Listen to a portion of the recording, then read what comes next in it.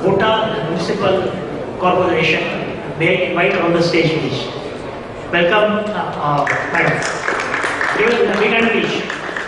Dr. Ratna Jain, who is the mayor of Kota Municipal Corporation.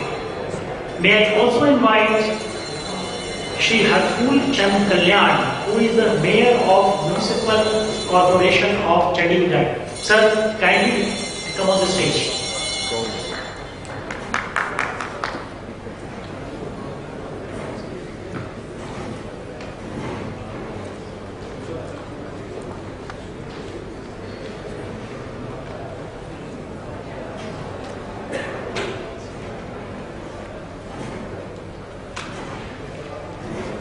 In the inaugural session, we heard about speakers talking about the importance of mayors and the role they play in building smart cities. We are honored to have two mayors, one from Kota and another from Chandigarh, talking about the urban development issues which they are facing and how the mayors are looking at the challenges their cities have. So it's a very, very exciting session, I suppose. We also have the pleasure of having Shri Anirban Kundu, who is the urban lead specialist from KFW Development Bank. May I invite Anirban on the stage, please? Welcome, Anirban. And we have Mr. Amin Ajmi, who is the Managing Director of Cisco Systems with us. It's an honor to have an expert with H level of experience and commitment with us. So, welcome Amin on the stage. Thank you so much for being here. And I also invite our keynote speaker, Vincent Lin, who is the General Manager of HP Enterprise Group Asia Pacific and Japan, to be on the stage, please. Vincent, may we have you? Welcome again. And our other speaker, Shri Chandrakant Dalvi, who is the Settlement Commissioner and Director of Land Records, Government of Maharashtra, is on the way. He will be reaching anytime soon. So as we still start the session, and I invite to start with Vincent to give his address about the smart cities of the future. Welcome, Vincent, on the stage. Thank you so much for being here.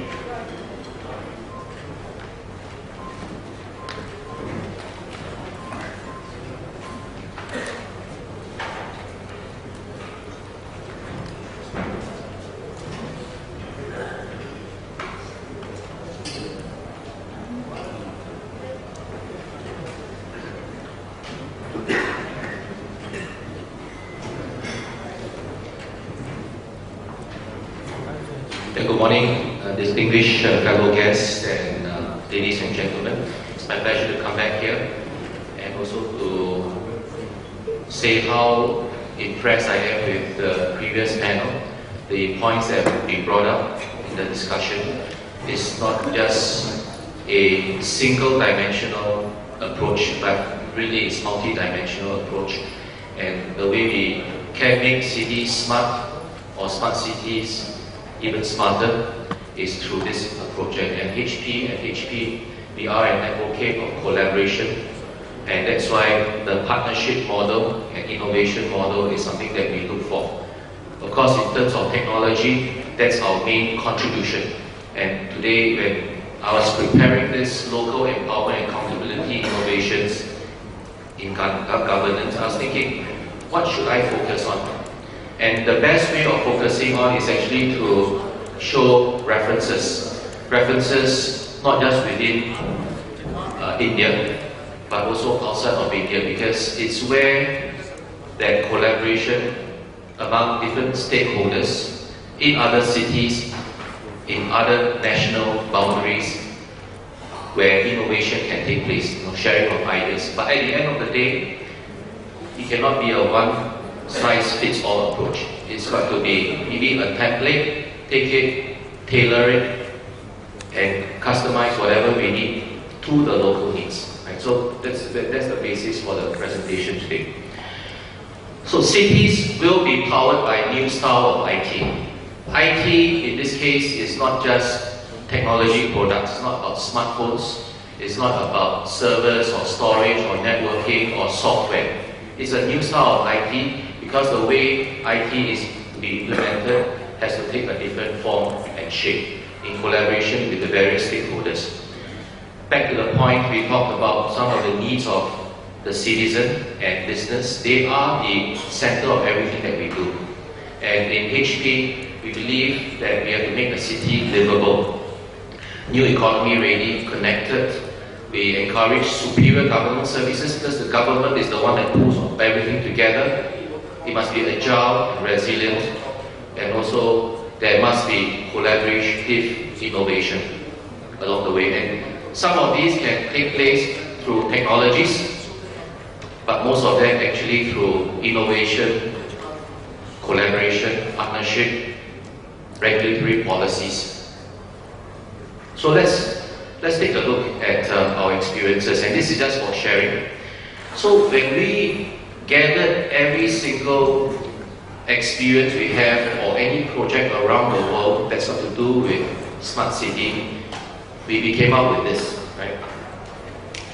Service delivery to citizens and businesses could be one category, and it's delivered to various vertical industries or various vertical, sub-verticals in the public sector: transportation, public safety and justice, health and human, education, finance, administration, as well as other government services. These are the, so when we have EV and energy, voltage, CCTV, these are actual references that we have, right?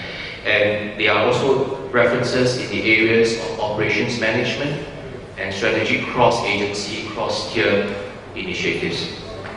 And yet, what we have done is to put everything into a framework. At the same time, we can put everything in modules, because that's what a smart city would be. I think the only place where maybe we can put everything in one go could be in a green field. But by and large, most of the opportunities in smart city is in the brown field, at least in India. And that's why while we have a framework, we have to make it modular. And that framework serves as also a roadmap in collaboration with our different key stakeholders to go towards. And in India, I like it very much. I've done smart city projects across the region, okay, also sharing with my counterparts in Europe and in America. And one thing is very, very big critical success factor, and that is there must be a vision. A vision brings everybody together. So when you have a vision of 100 smart cities, everybody galvanized towards that vision of 100 smart cities. And then there must be a plan to get there. And it doesn't have to start big bang, right? In fact, most of the time those big bang are risky, and most of the time they do not succeed. What we have found to be successful in all the references that we have is we go address an acute need first. It could be healthcare, it could be an emergency. So I was in New Zealand recently, and they had a very, very acute case where cyclists were cycling and cars came and knocked them down, and then the cars went off, right? And they don't know how, they can't catch the driver. So that became an acute need, and right now we are working very closely with city government there. I think you will hear more about that in time to come. I personally took charge of a smart city case in China. There was a major earthquake in 2008. 80,000 people died. They had to rebuild the thing. Again, there was an acute need, and we started from there. And the same methodology can be transposed here. So, in order to align to the topic of how we can empower local governance, I picked some of these cases in which this can be demonstrated, where our city initiatives have enabled local enablement and accountability, basically more transparency. So these are the cases, and I deliberately put them cases from outside of India. Actually, within India, my colleagues are sitting there. They can tell you that we do have a number of smart city projects within India that we can share the experience of. But being a regional person, I thought maybe going out of India would be a better value that I can bring to this forum. So in the county of Norfolk in UK, we actually recently won an award there in conjunction with the city. And what's common across these 6 reference cases are there are citizen-centric aim. Okay, we put the citizen at the center of everything. The citizen could be a patient, the citizen could be a commuter, the citizen could be somebody who lives in a house, but we put that person's needs there. It could also be a business that wants to employ care workers, for example. So this is the selected cases. I'll talk more about Anaheim and maybe Anaheim in California. The Flemish government also had an interaction portal where they are able to interact, maybe you call it a G2C, in some cases, a government to consumer portal where views can be interacted with. Okay. In Barcelona, there's a government portal, not only just for government, within the government, different government agencies, but also with the citizen. Tokyo and Kashiwanaha in Japan, I'm quite familiar with that. In fact, I just came back from there about a month back. After the Fukushima earthquake, again there was an acute need there. The Japanese decided that they can no longer use nuclear power, and therefore there was an acute shortage of power, and they had to make the city there more smart in terms of getting electricity the traditional way. Means less wastage, more efficiencies. And then we formed a consortium in 2009, and from there we have a lot of learnings. And that's why when I came up earlier on to talk about partnership models, talk about business models, it's a lot from these learnings in Japan. I'll play a video later on about Paraguay in Latin America. This is actually towards alleviating poverty in Paraguay. And that's also a form of empowerment. You think about alleviating poverty. Okay, let's talk about the city of Anaheim. Any of you have been to Anaheim? Okay, what's famous in Anaheim? Convention Center. It's also quite, I believe it's quite close to Disneyland. Yeah. So I like that. You know, I went there as a kid. You know, but of course, I never really looked at the city closely until I joined HP and discovered we have done many things there over the course of a few years. So it's not a one-time project. It's actually a roadmap. We have a goal, shared goal with the city together with our partners, and these partners are not just technology partners, but they're real estate developers. And we decided that we'll go in there. Once we've got the basic infrastructure and platform, things can be added. So back to my earlier statement, there is a framework, but the framework encompasses the different modules. Okay, just a little bit about the city of Anaheim.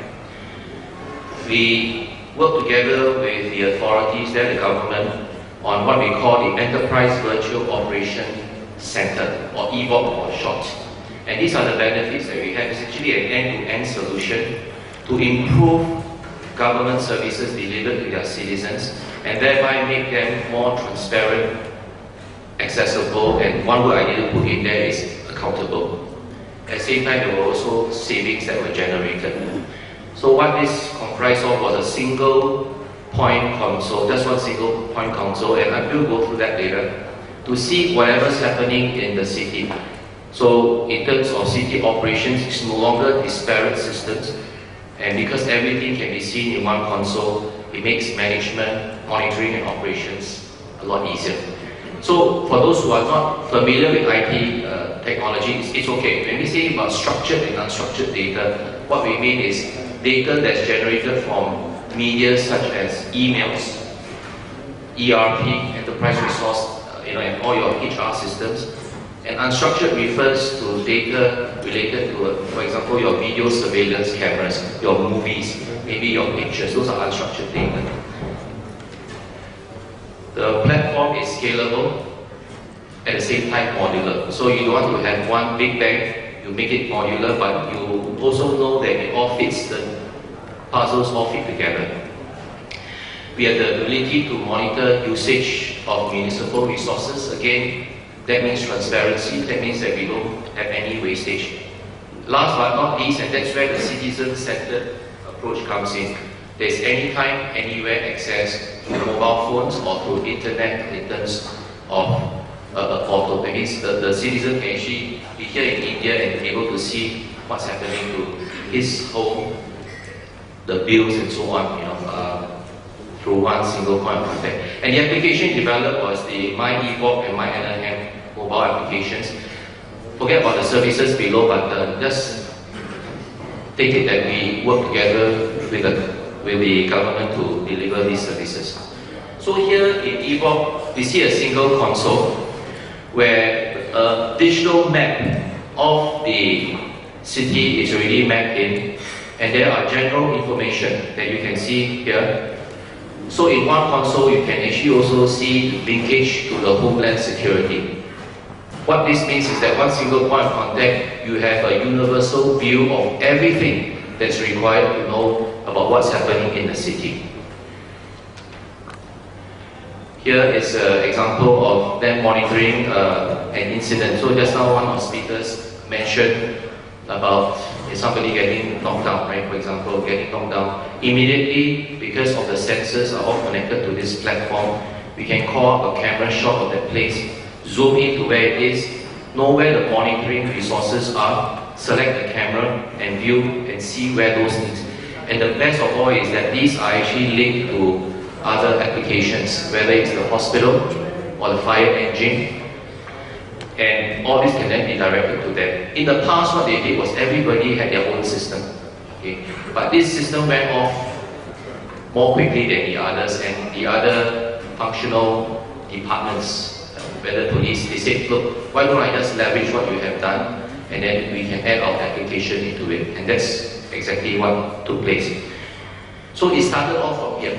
And today, across Asia Pacific, Japan, we are taking this same approach and replicating them in various parts of Asia Pacific, Japan. And we are looking for collaboration partners to also see how we can do it in India. There's integration of business functions, so one single point of view, you can have the application in emergencies itself, the application from the police, from the fire, and of course integration to the video cameras, as well as some of the smart sensors to monitor air pollution, traffic jams, and so on. The next phase, what they did with the same platform was to manage electricity supply. Same platform, you don't really have to build everything from scratch. So with management of electricity supply, if there is electricity leakage somewhere, what can happen is that this thing will pop up because the digital map is already there. It pops up and the green dots indicate where there are incidents related to electricity supply. And at the end of the month or on a periodic basis, reports are generated so the city knows, okay, in terms of municipal resources usage, how has it been? They set themselves a maximum threshold for these resources, track it, and because they track it, they have visibility of what's happening. They can make decisions around how to improve the operations further. Last but not least, they make this accessible to the citizen. So we've got something called My NLM, Citizen Business Portal. And so anytime, anywhere, we can get in and check for information pertinent to the citizen, because all the data is all there, okay? And because all the data is there, now we're doing things like data analytics, getting demographic patterns of usage and lowering the cost. All because we started off with one acute need, and that was the cameras to monitor traffic conditions, and then we grew from there. Now, I'd like to play a video of Foundation Paraguay. They say that a picture speaks 1,000 words, but moving pictures, videos speak 1,000,000 words. So let me just play the video and you can hear what they say. And this is another example of the approach that we have taken.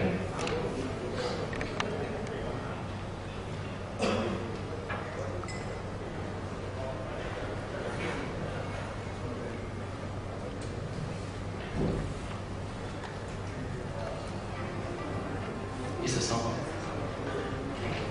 Changing the way we live and work. They offer us the potential to be entertained, fascinated, educated, and effective. What apps have given us is the ability to interact with people and organizations in brand new ways. Anytime, anywhere, on any device.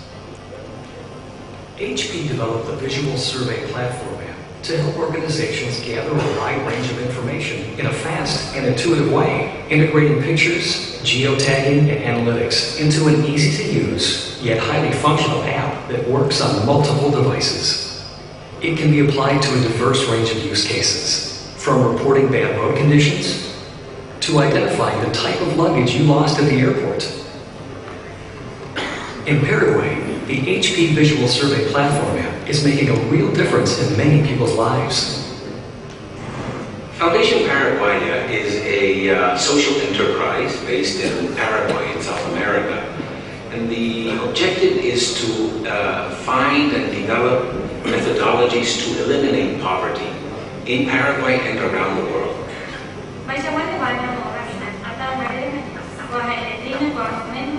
Technology assists us in developing plans so that families can identify their level of poverty.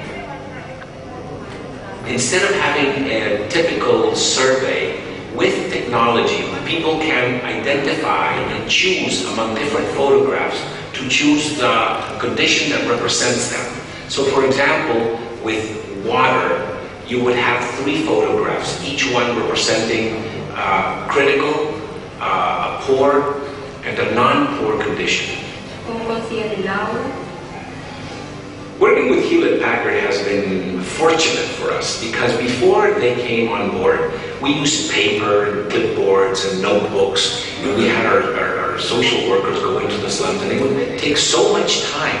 In fact, when the technology appeared, we discovered that we could help a family identify their own level of poverty in 20 minutes. Before, it used to take 3 hours.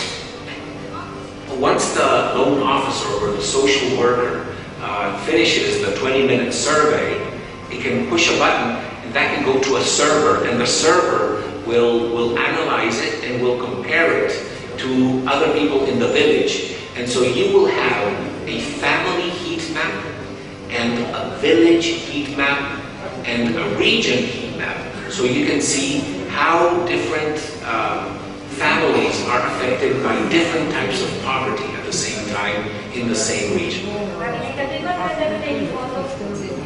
A key feature of the Visual Survey Platform app is its ability to work with structured and unstructured data and combine this with digital images and geotagging. So in a matter of a week, you can canvass a village and you can see who needs help with eyesight, who needs help with income, who needs help with sewage, who needs help with vaccines, and it's very, very easy. So basically, the Hewlett-Packard technology allows us to gather the data, to analyze the data, and to farm out the solutions to more than 30 government agencies, each one of which are doing their own little part. Because every family is poor in their own way, the solution can be tailored to the minute detail for the benefit of each family. The visual survey platform that Hewlett-Packard developed for us is making a huge difference in allowing us to reach the people that we want to reach. For us, working with Hewlett-Packard has been a tremendous opportunity because with our own resources and with our lack of knowledge in this area, we would have never been able to develop this technology and this methodology.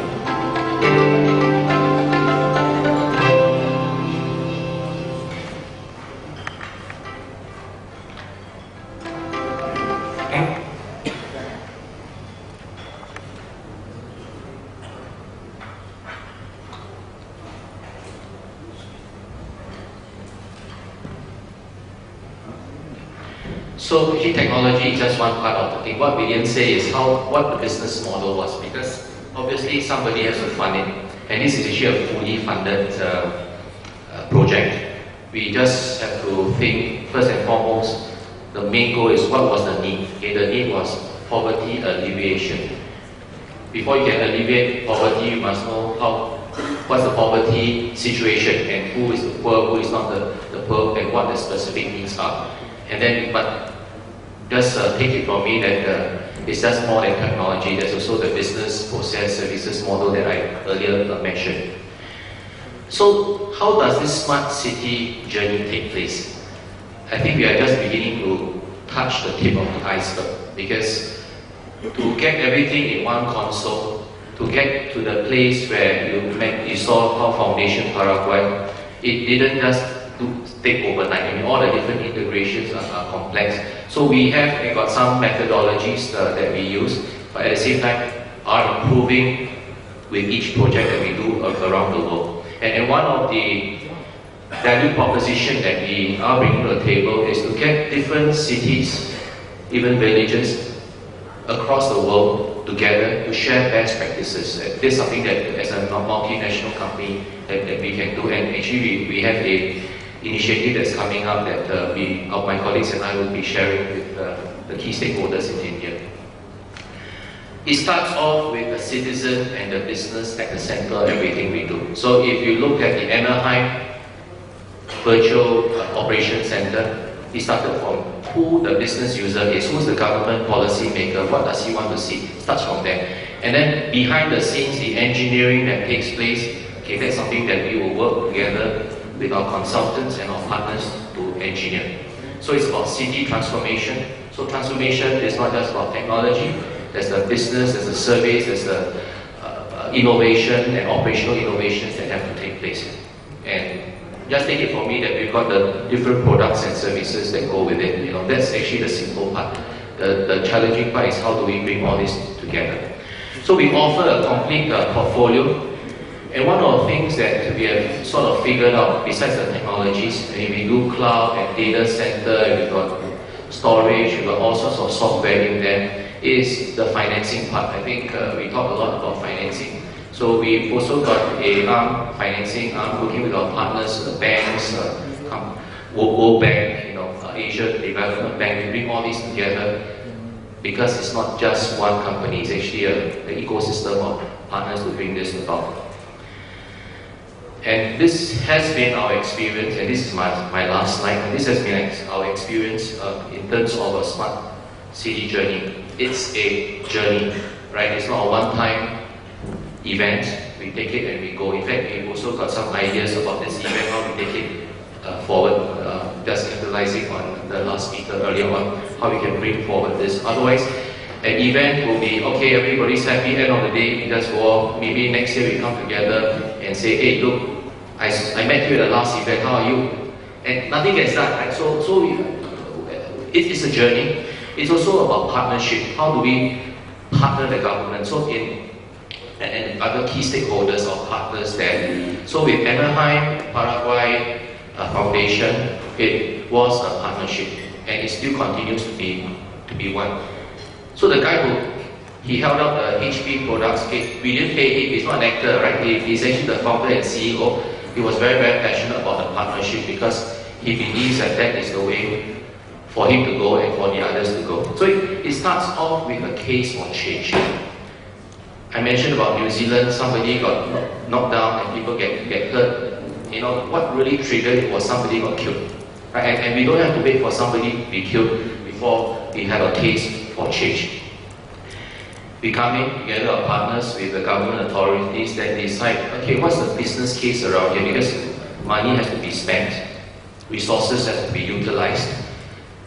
What is the business case? What is the prioritization? And what is the goal that we are going in? Taking the same framework that I shared about to make sure that it doesn't become a disparate silo solution, but it's a module that fits into the overall framework so that we can add more modules later on.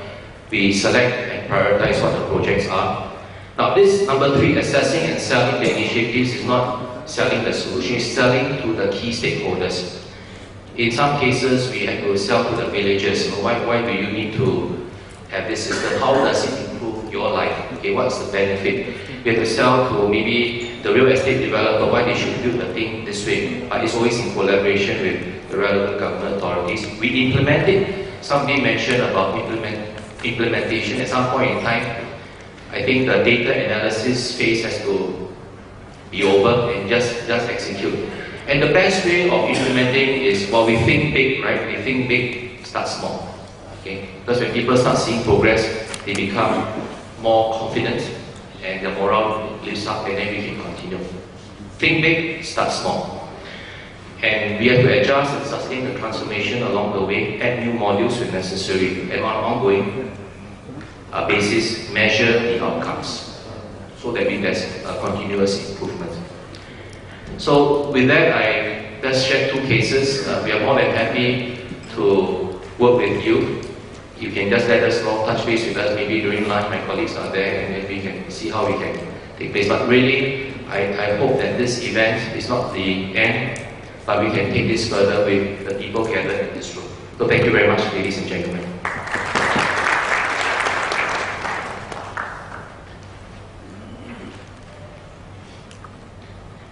Thank you, Vincent, for giving up some global experiences in smart cities. How the cities are integrated, real time, and they are citizen-centric and citizen-friendly. I think that was the essence of his speech, which I really appreciate. And our next speaker is Amir Ajmi, who is a managing director at Cisco Systems. Amir has a great experience, long experience in the advising real estate developers and also the local governments about how to make their cities connected and intelligent.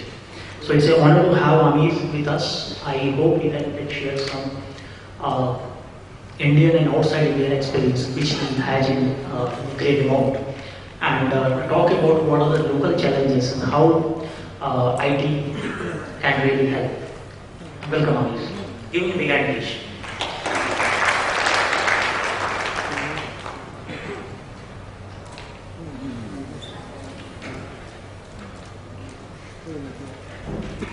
Thank you, Dr. Gupta. First of all, I'd like to congratulate the elets team. I've spoken at many smart cities conferences before, and it's the usual suspects on the dais, a bunch of technology guys talking about smart city vision and going back happy that we've done our job. I think this is the first time I'm sharing the dais with a couple of distinguished mayors, so congratulations to all of you for that. That actually means that India has taken the next leap towards smart city execution, right? And I feel very happy about that also. So I'll share some of my experiences and my view on what we have been doing from a smart city and a smart city planning and execution perspective. So first of all, if you look at all of the urbanization problems, a lot of people spoke about that, right? One of the things that a lot of people tell me when I speak at these conferences and try to bring out the challenges that we experience in some of the Western cultures, first thing they say is, well, those are Western cultures, this is India, this is different. But my submission to you is, the problems in the Western culture in India are not very different. How you address them could be different. So you have the same problems of need for clean water and clean air. You have traffic problems, you have parking problems, you have street light issues, you have quality education and healthcare problems, urban poverty, crime, and then at the end of the day, everybody talks about doing more with less, right? So these problems continue to be the same everywhere. So the big question that I would like to pose is, what if you had a very effective, and most importantly from an India perspective, a very affordable digital infrastructure available to you?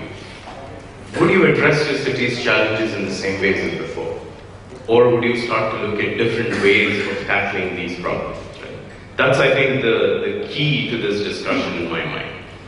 And that's where, in our opinion, this whole aspect of the Internet of Everything comes in, which is this whole new phenomena in the industry today of connecting people, process, data, and things together, right? And that's where all of these things, tend to happen. The magic gets created, if you will, in terms of new citizen services that are available to the people, new infrastructure-related services that are offered, citywide services, business services, etc. And as a lot of the speakers have said before, this is not about IT. So smart city is not about IT. You know, if you go into a smart city and see a lot of technology around, probably people have overdone that, right? So the technology needs to be an enabler. And a study that we've done actually indicates that globally, this whole thing which we call the new urban services industry is roughly a $4.6 trillion value in stake. And that is not new business, new revenues itself. These are costs that could be saved by leveraging technology properly. $4.6 trillion is not a small number, right? And if you look at it, there are various numbers which say where those could come from, right? Smart parking, connected learning, doing water management properly. So savings of costs and new revenues add to all of those $4.6 trillion numbers, right? Huge industry that is out there. And this is where I think, one of the earlier speakers spoke about e-slaves, right? I love that term. I think India needs to wake up and look at how to offer urban services, not just to the Indian cities, but also to worldwide cities, right? There is a company in Israel which actually offers remote water management services to Singapore and some of the other countries in Europe. So why can't India do that, right? Why can't we, move away from or move ahead of our BPO game and IT services game and also get into urban services? So huge opportunity out there, I think. The most important thing is when all of this is being discussed, what you have to realize is the digital infrastructure that we are all talking about has to be integrated seamlessly and early on into the design and thinking of the cities and the buildings, right? That's the most important aspect. So far, ICT and digital infrastructure have been an afterthought. People start thinking about bringing ICT after the city is complete, right? You've laid the roads, you've done all of that, then you start talking about how do I bring broadband into the city now, right? That's where you see all of these digging of roads happening haphazardly, right? So our thinking is, our submission to all of the city mayors and all of the others is, as you start to think about revamps of your cities, as you start to think about, smaller greenfield cities that are coming up, include digital master planning very early on into the stage, and that's where you realize the maximum potential, right? IT clearly is an enabler, right? And you have to start thinking of new questions that you need to ask that will enable you to get the new answers that you require, right? So from a city management perspective, what we do is we start asking these questions when we start to engage with some of our city partners. First of all, why must city services be offered by those entities within the city?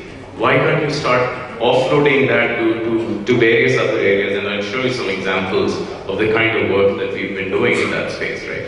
Does everyone need to have their own office to get their own office feeling? Can't they share infrastructure? Can't they share premises, etc.? And then more importantly, in today's day and age, how can residents participate in solving city challenges, right? If you look at the Delhi-Mumbai Industrial Corridor project, where we are fairly actively engaged, by the time these cities are completely populated, it's the next generation who's going to be actively living in these cities, right? And there's one incident that comes to my mind. I was traveling to Australia the other day, and one of the airlines, I can't remember, maybe it was Qantas, they were testing their entire entertainment system on an iPad, and they started distributing those iPads to the people. And the air hostess came up and made an interesting announcement. She said, this is a new system we are testing. Please play with it and give us feedback. And if you don't know how to operate that iPad, please get up and locate the smallest child close to you and we'll help you. Right? So that's where this world is moving. These little kids are going to be far more, aware of technology changes than we are. And if we are building these cities for the future, why don't we build them so that they are more comfortable in those? Can they avail of government services by doing things like that, right? There's another small incident I'd like to relate to you, again, from Australia. There was a 14-year-old kid who had a need one day, which I'll describe to you in a minute. And he realized that the government was not helping him on that. And then quickly, in a few days, government started this initiative of open data, which is they opened their data on their website and put a lot of information on their websites. So he took that open data from their website and created a small app. And that app was wherever you were in the city, by locating the GPS coordinates, etc., it will tell you where the nearest public toilet is. So that kid was in an urgent need to go, to the public toilet, and he couldn't find information on where the nearest public toilet is. So if these 14-year-old kids are going to be doing this is going to be an app economy in the world, right? So not everybody can go and offer all of these services. The government cannot be expected to do all of these. The private sector needs to step up. The young entrepreneurs need to step up. That's what is happening in a lot of cities today. If you see, a lot of cities, even in India, are starting to say, there is this app we will give you if you have, some potholes in the road, etc. You take a picture, upload it, and send it back to us. Right? I think that was inaugurated in Bangalore, and that server crashed in the first 1 hour because everybody was trying to take pictures of potholes on their road and sending it. Right? So first, you need to have the proper infrastructure before you start to bring in initiatives like that very clearly. So one of the things that we are doing is clearly from an education perspective. Lots of people have spoken about that. This picture is from Ghana, and a lot of you know the chocolate company Hershey's. Hershey's actually procures those beans for making chocolate from the city of Ghana, right? And what they do is they're trying to include those people. They realize that the people in Ghana, actually the children, are not getting proper education. So what they've done is they've started something on a connected learning platform where the children sitting in the town of Pennsylvania, where Hershey's is located, has a direct connection to that school in Ghana. So the teacher is actually teaching both those schools together. So they are doing something from a corporate social responsibility perspective also, making sure that wherever they are, their children and the people in that poor country of Ghana are also getting the same level of education. We are doing this in various other places in India today.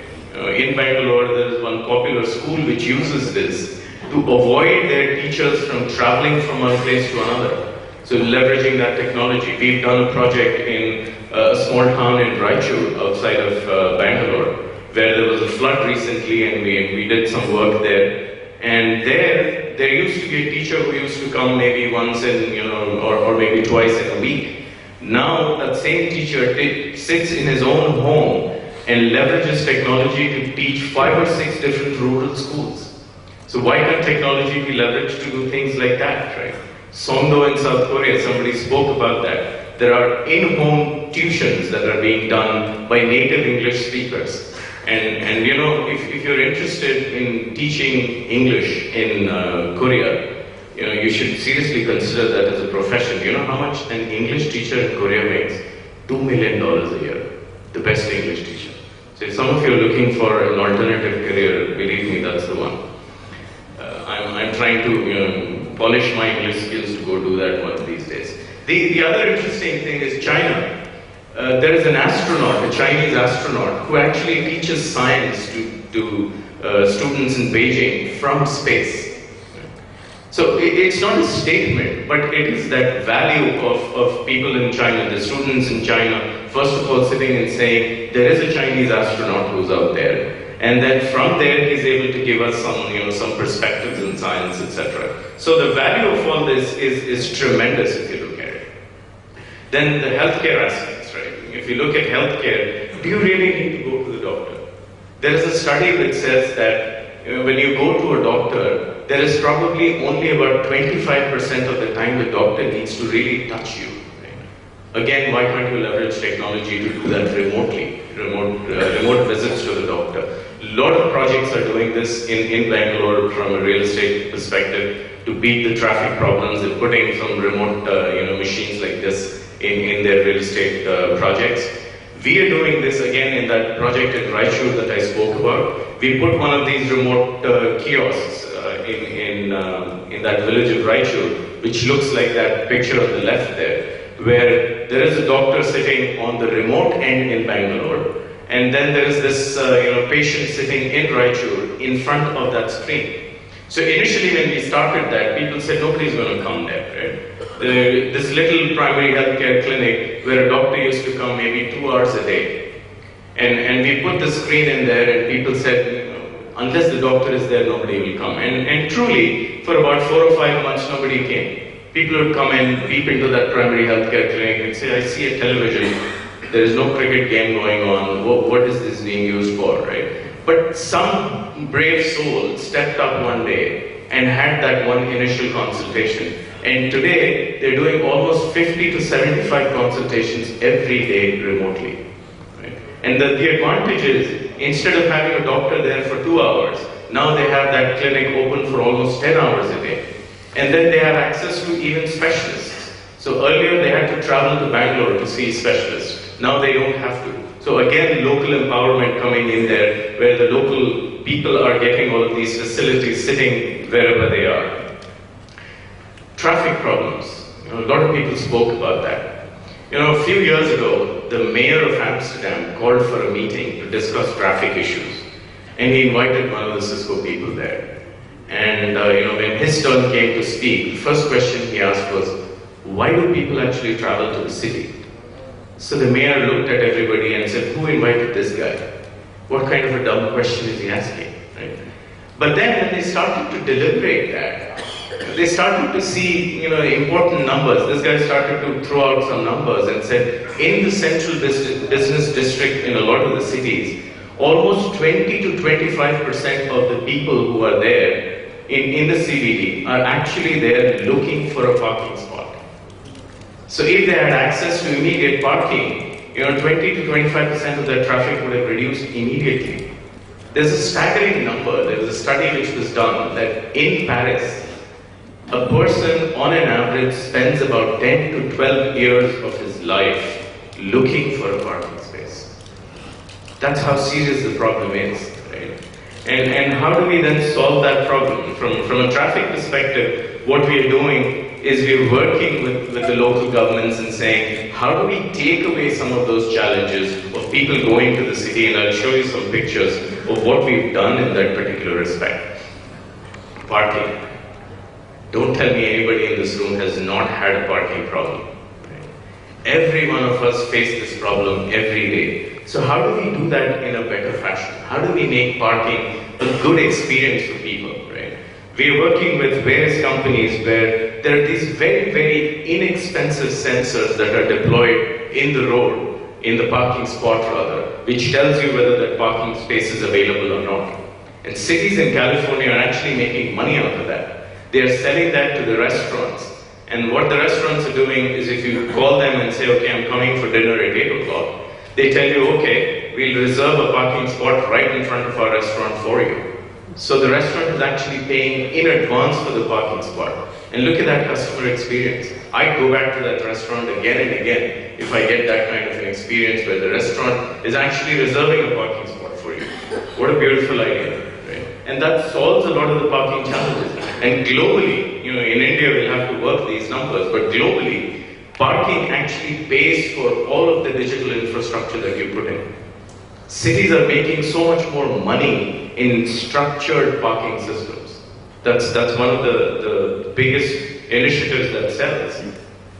Street lighting is another big challenge that is out there, right? How do you make street lighting more efficient and cost effective? And what we are doing again is a solution where instead of the street lights glowing at constant lumens everywhere, can't you dim them down and sense when people or traffic is passing and then increase the light a little bit? So you're saving on energy, you're providing safety and security to people, and you meet all of those criteria, become green and all of that stuff, right?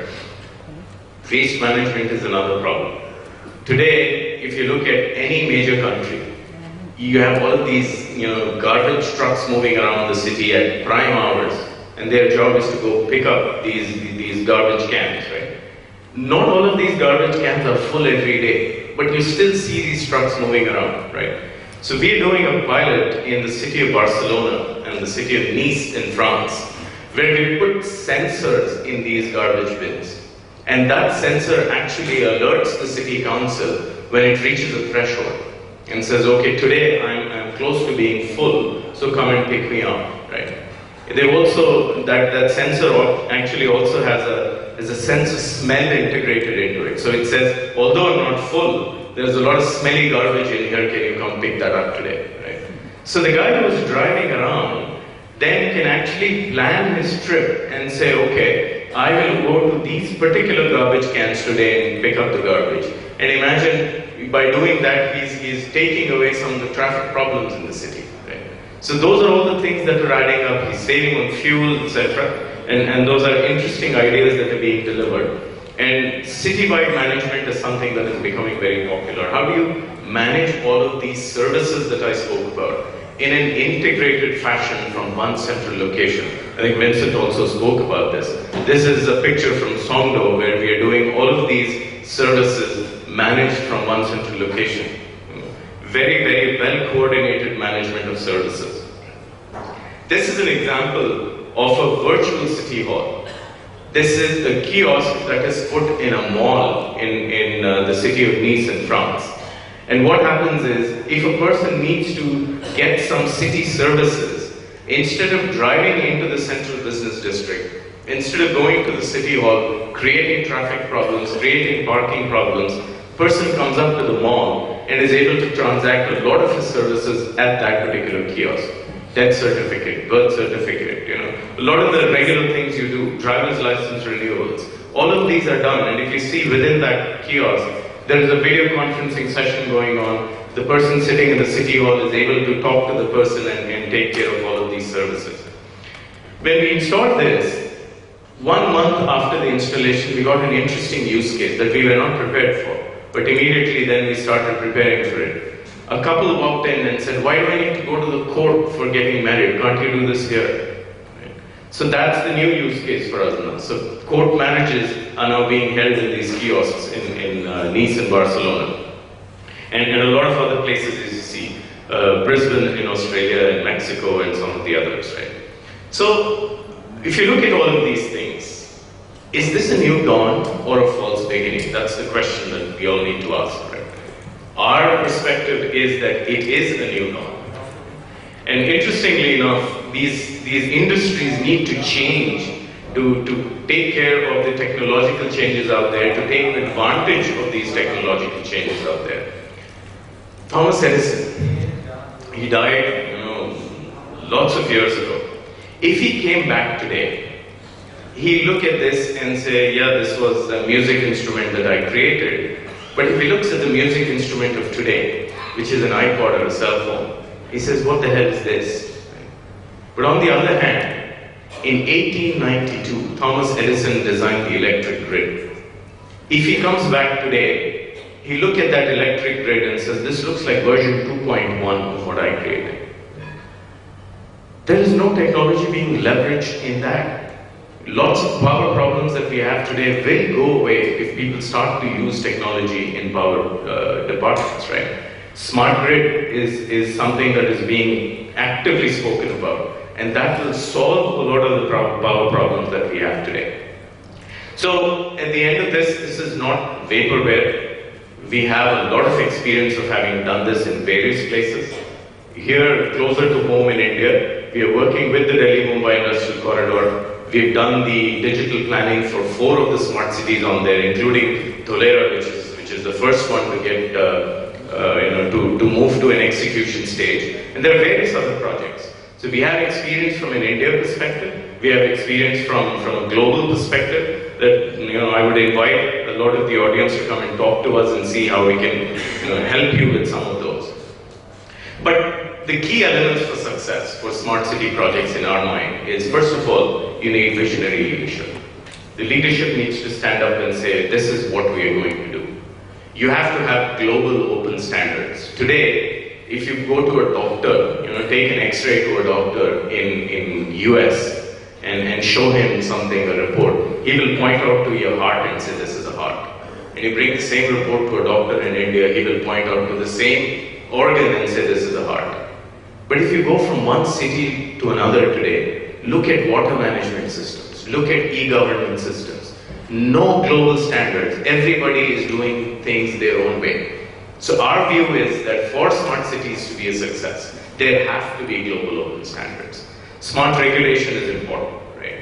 As you come into smart cities, the cities will have to step up and say there are some changes, like what is being done in Toledo, for example, with the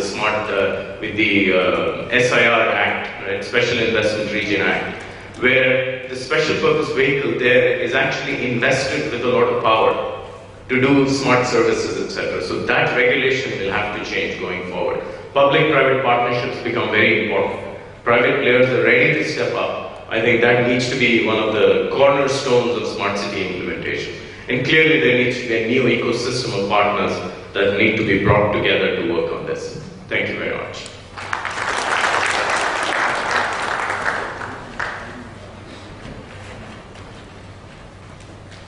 Thank you, Amir.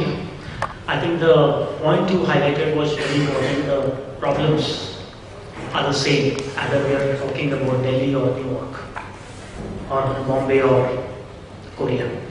The issues are the same: parking issues, residence issues, transport issues, water issues.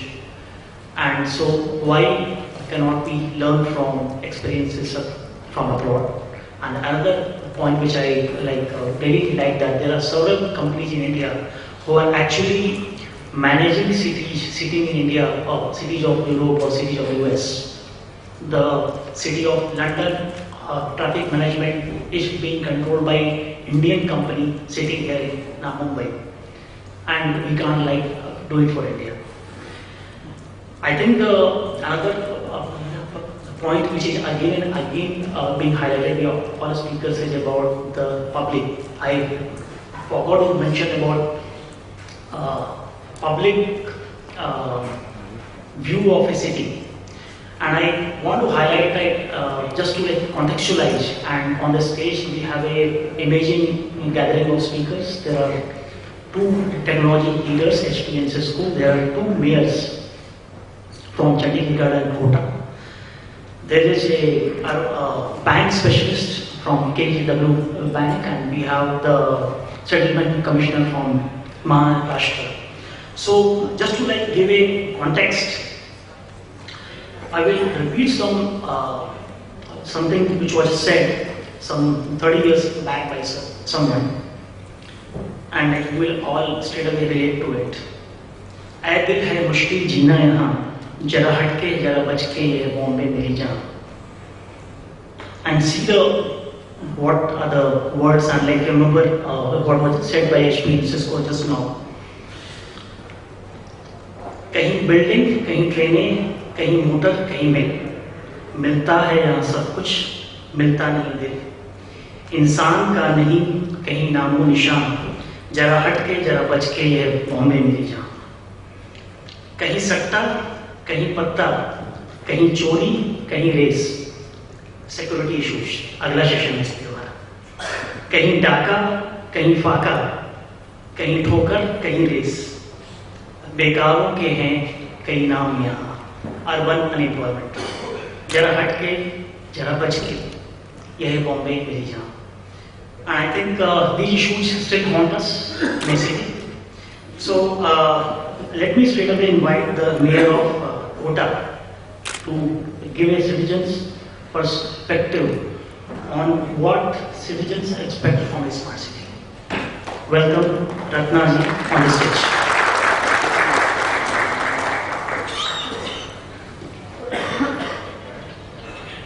Honorable Mayor of Chandigarh and dear friends, good afternoon to you all.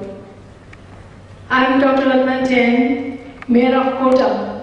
Kota means a middle-sized city, though it is a million-plus city now, and the youngest amongst the group of million-plus cities.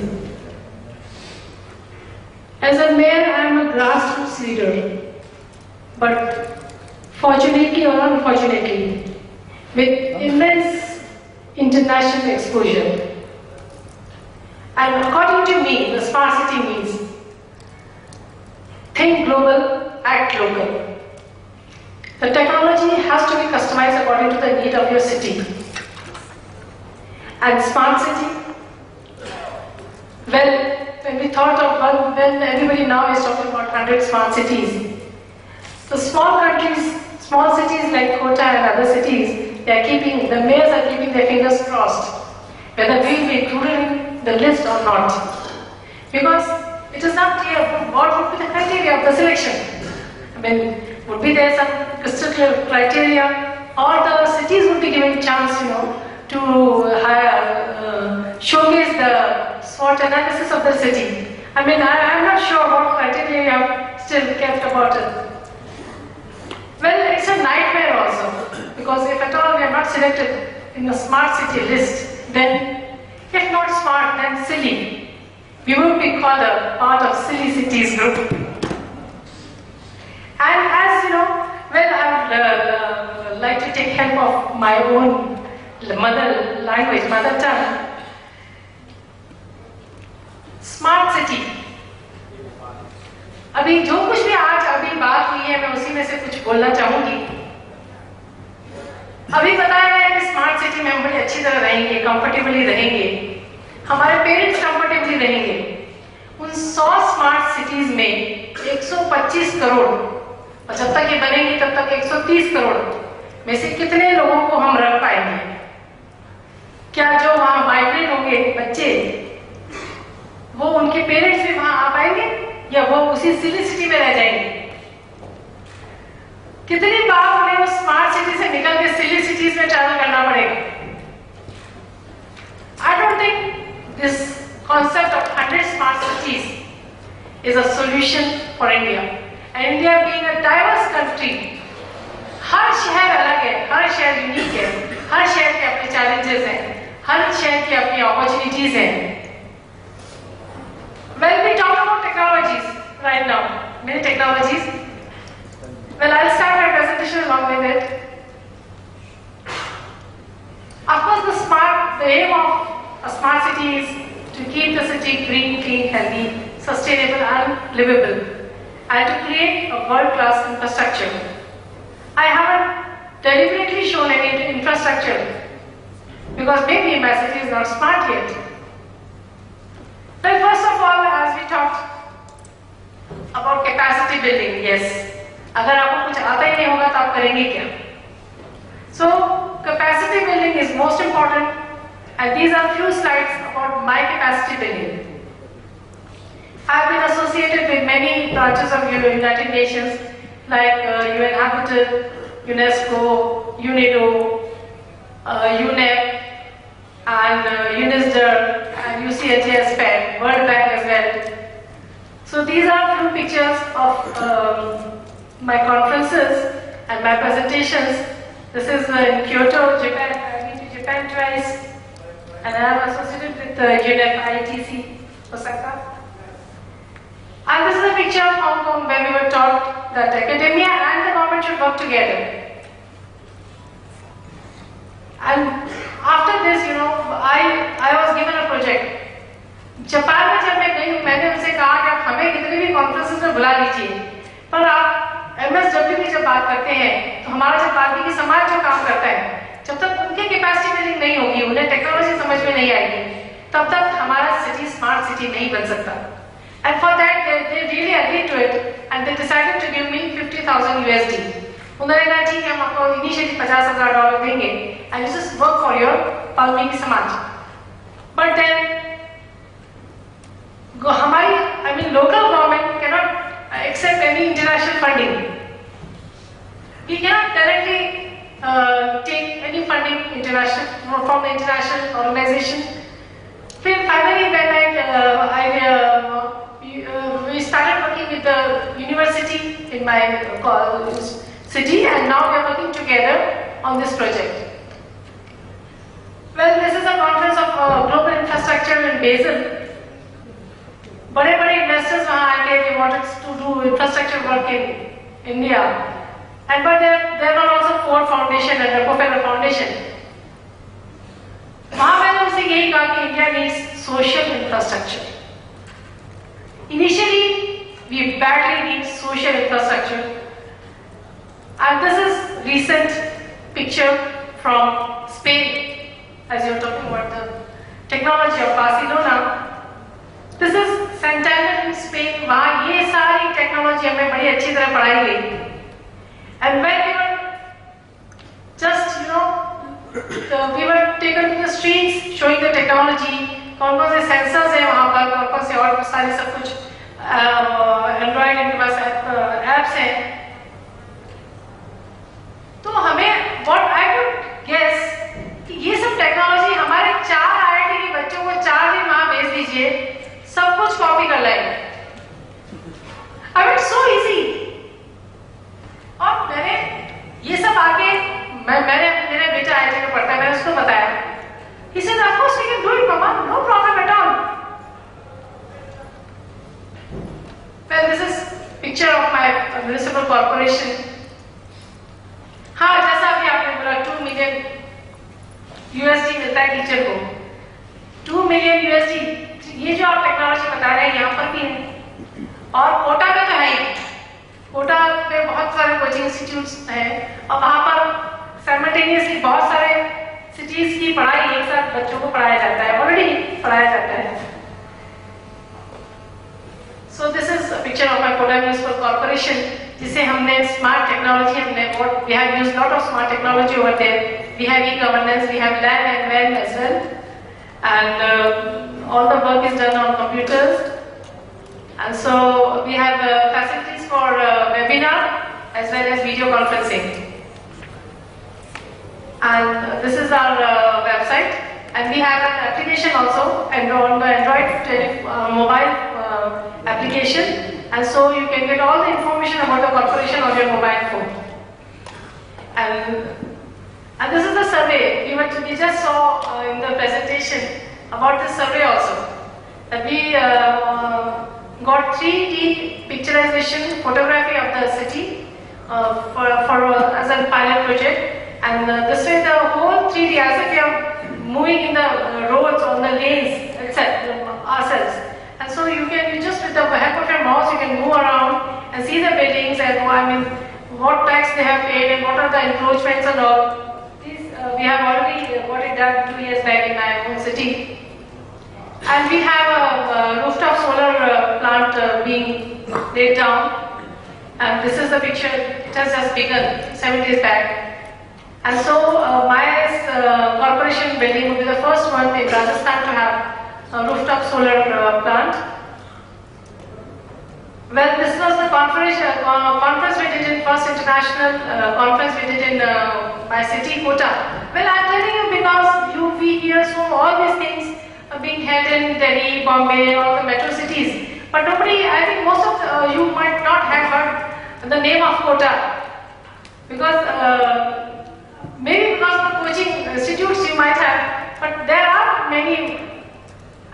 Can you raise your hands please, those who have not heard the name of Kota? So these are the training programs we conduct in schools and colleges for the awareness of solar energy and other technologies. And this is a picture from this is Japan, where they have given us 50,000 USD for the work. And this is the project GIS-based citizen reporting and waste management system we have developed for the waste management, so that anybody can send a picture of the bin or some garbage is lying down. Well, again, when we are talking about capacity building as a mayor, first of all we need to define the role of a mayor. We need to define the city and who is the head of the city. There is a lot of confusion regarding this. Who is the decision maker? The government of Rajasthan does not allow us to attend the conferences even. The MLA is there who seems to be our boss, and then again there is an MP, and then the city is divided into many areas. For example, my city is divided into Nagar Nigam का एक area है, ये UIT का है, ये PWD का है, ये RICO का है, ये मंडी समिति का है, ये railways का है, ये forest का है, ये army का है. What is this? What is a city? Basically, हमारे जो देश की समस्याएं हैं, बिफोर बीइंग स्मार्ट, बेसिक जो चीजें हमें ठीक करने की जरूरत है. Maybe I am getting out of the topic, because after all my dream was also to make my city a smart city. और जो चैलेंजेस हैं, ग्रास रूट्स चैलेंजेस, क्योंकि इंडिया में हमेशा कहा जाता है कि सारी पॉलिसीज एसी रूम में बैठ के बनाई जाती हैं. कलेक्टर साहब हमारे डीसी साहब की बड़ी मीटिंग्स लेते हैं सफाई की. मैं कई बार उनको फोन करती हूँ, लिख कर देती हूँ कि एक बार फील्ड में आके तो खड़े हुई, एक बार आप आके देखिए ना सफाई कैसे होती है, सफाई कैसे होगी, कैसे हो रही है. आप कमरे में बैठ के अगर आप डिसाइड करेंगे तो आपको कुछ पता नहीं चलेगा. ये सीन है. टेक्नोलॉजीज बहुत सारी आ जाएगी, पर गायों को कौन हटाएगा? सड़क पे we have everything. We have rats and cats and bats, dogs, cows and buffaloes, pigs and whatnot. I mean, these are the basic challenges. And then the diseases they are creating, see the accidents and the diseases. This is again a picture of Japan. Yes, we also want our city to be as clean as Japan is. और यहाँ open defecation is so common in our cities. Smart technology इसमें क्या role play करेगी, please मैं ये जानना चाहती हूँ. It is so difficult to move on the roads, specially in the morning. And what about this poor population, urban poor? Schools, I would talk here about social infrastructure. So social infrastructure means health and education, water and sanitation, women empowerment, gender equality, and environment protection. These are the basic things we want, and we want technology to improve all these social infrastructure. Maximum deaths due to air pollution in India. Maximum deaths due to water pollution in India. Maximum deaths under the age 5 years children in India. Maximum poor in India. What now? What technology can stop this? 100 smart cities. Now, ICT means, can these 100 smart cities hide all this truth of India? मैं जब India के बाहर जाती हूँ, they don't ask me about my infrastructure, my big buildings, my bridges and my roads. They ask me about rates. मैं उन्हें क्या जवाब दूँ? इंडिया में जब मैं एयरपोर्ट पर रात के 12 बजे उतरती हूँ तो मैं घर नहीं आ सकती. 5 बजे तक वहाँ बैठना पड़ता है और वहाँ पूरी रात सेफली घूम सकती हूँ. I mean, I'm talking about more of Europe and Japan, these cities, countries. ठीक है, बहुत सारी countries में problem है, पर हम तो improve करना चाहते हैं. So I would like to talk about these countries only. So, smart city again. You talked about parking. Parking की जगह है या नहीं वहाँ पर? But we want to see हमारी गाड़ी वहाँ पे से उठ जाती है और 2 घंटे में डिस्मेंटल होके ग्रे मार्केट में आ जाती है. So this is our challenges. These are our problems. This is the Valmiki Samaj of my city, who is looking after the whole municipal solid waste management. इनकी कैपेसिटी का क्या?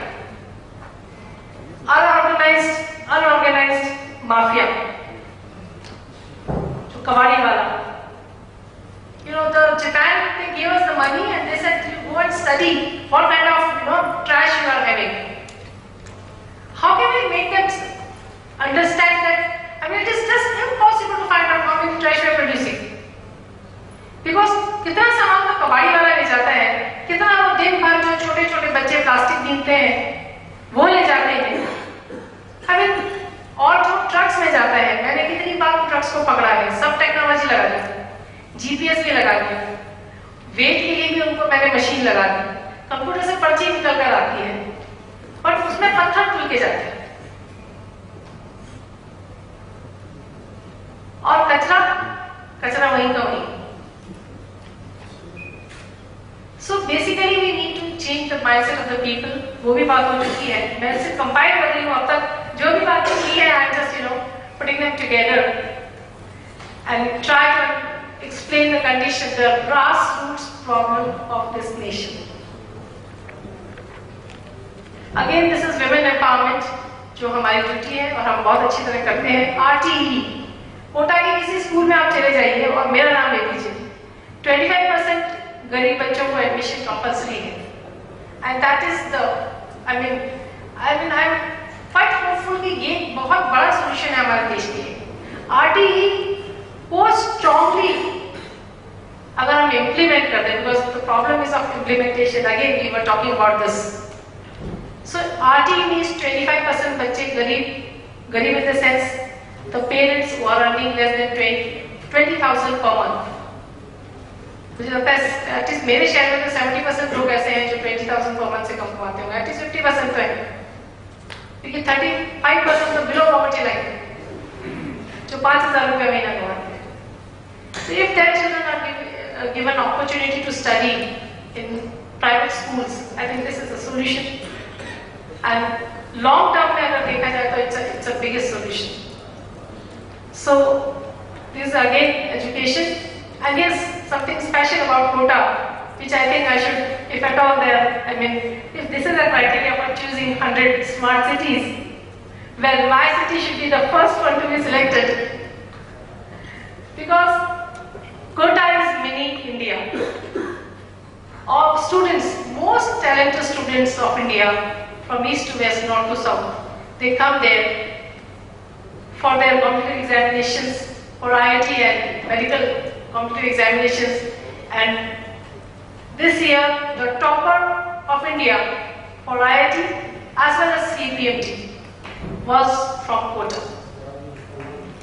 And these students, when they will be there, they will learn about the smart technologies and the message they will carry with them nationally as well as globally, because these IIT students, they travel, they work all over the world. Yes, so Kota deserves to be a smart city. This is all I want to say. Maybe some things, some what I said, maybe is different from what you think, but these are the realities, and as a grassroots leader, and I again stress, I need to. This is my duty to put this here in front of you. Thank you.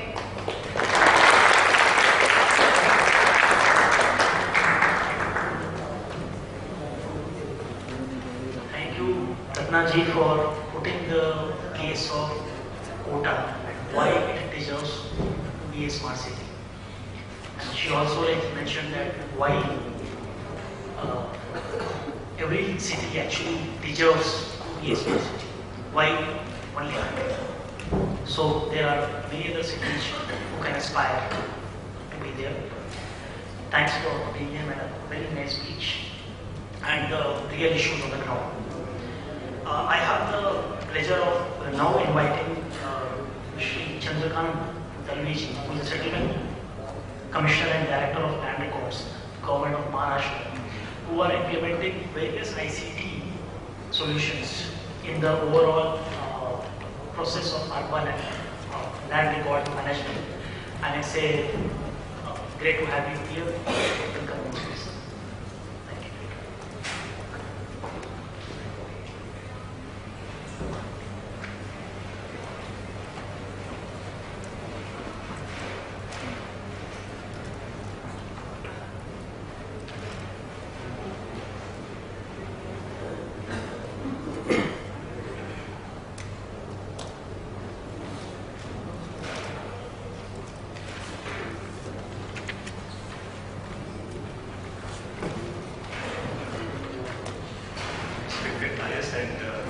participants.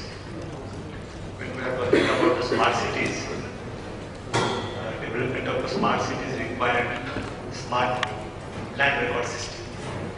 Unless there is a proper land record system, digital land record system, projects of any type, maybe in respect of infrastructure or health or education, any project, unless we have a proper land record management system, online system, digital system of land records management and maintenance, any project cannot be expedited and completed within time. In many cases, we found that just the land parcels are not measured in a given time limit. The basic planning of the project itself cannot take place. And in many places, we found that more than a year is taken to just measure a parcel of a land, and then thereafter the planner or architect can take a plan into hand and then prepare any project. So I am presenting a case study of Maharashtra, how we are modernizing the land records, especially in the cities, so that we can help the development of the smart cities. So, need for digital land records in the cities, rapid urbanization, around 45% population in the cities as per 2011 census, and as per the recent published data, India's current urban population is 410 million people, and this will grow to 814 million by 2050, 2050. Increase in urban population, increase in the city area. Cities are growing very rapidly, vertically as well as simultaneously. Urbanization and appreciation in urban land prices leads to need for accurate land records, better land management, and continuous update of records as per the current ground realities. Digital land records and smart city, there is a connection between this. In Maharashtra's case, there are record of rights in the rural areas called 712 Satbara, and in the urban area, record of rights are called as property cards. Maharashtra is the only state in the country where urban land record of rights are maintained in almost all the cities. There are only few places in Karnataka and few places in Gujarat where urban land records are maintained and they are digitized and made available to the public online. Approximately 55 lakh property cards are maintained by the Land Record Department in urban areas in Maharashtra. All such records are maintained in a digital format by using Property Card Information System, that is PCIS. Maps of such cities are also available in the digital format. City survey is done in municipal corporations, 25 municipal corporations, and city survey is also done in the 222 municipal corporations. As you know, Maharashtra is the most urbanized state, and therefore there are more than 200 municipal councils and more than 25 municipal corporations. The picture of comprehensive picture of modernization of land records in Maharashtra, just I am putting forth under the National Land Record Modernization Program, which is the mission mode project out of 34 mission mode projects of Government of India. Maharashtra is the leading state in implementation of the Indian directive, that is the modernization of land records. There are basically 6 or 7 major components of modernization of land records and making it available digitally online to the public. One of the project is e-registration and another is e-mojni. When you go to the registration office, sub-registrar's office, all the activities which are required for execution of a sale deed or leave license, all these activities are covered under registration. When the property is purchased and record of right is prepared, you have to apply for measurement of your land parcel and prepare a map of your part of a land parcel which is purchased from the total survey number or block number. So e-registration and e-Mojni, these are the two applications which are already developed and implemented, and the online services in this aspect are provided to the public. Then there is a e-Chabi, e-mutation and e-records. These are the two programs under execution. I will be explaining these programs in short after this slide. And the two programs under the National Land Record Modernization Program are being the pilot projects are implemented and will be shortly rolled out. That is e-maps. We have in all over the country the British system of maintenance of land records. The Britishers first surveyed our land mass and prepared the paper maps, and we are digitizing those maps, all the maps from 1850 onwards, and making available in the soft copy to the public. So the e-maps and the e-resurvey, in Maharashtra particularly, the entire country was surveyed by the Britishers, and they started it in 1802 from Chennai, Madras then province, and completed in 1870. And thereafter, no resurvey or survey has been undertaken, and under the National Land Record Modernization Program, Government of India has taken a program where all the states will be resurveyed, and the new maps will be prepared, and which will be in the digital form. So these are the two programs which will be in due course of time implemented in the Maharashtra. Pilot projects are already completed. So I will give you just few information about these projects in a few minutes, and I will conclude my speech. The e-Mojni in Maharashtra, measurement of a land parcel is called a Mojni, and the process of application and measurement and providing the people, this process is called as Mojni, and all the processes are already online in Maharashtra from 1st January 2012. And now people, as soon as you apply, implementation started from the 1st of January 2004, and all the processes are, you can apply online, you can make an e-payment, and on the day of application you will get the date of measurement. Before implementation of e-Mojni project, you have, after application, it was taking about a year to give you a date of measurement, and thereafter the surveyor will come and measure, and thereafter after months you will get the measurement map. So getting a measurement map was taking about more than 1.5 years in the earlier time, because nobody was accountable. There was no system of management. MI system was not in place. So because of this e-Mojni, on the day of application, online application is received.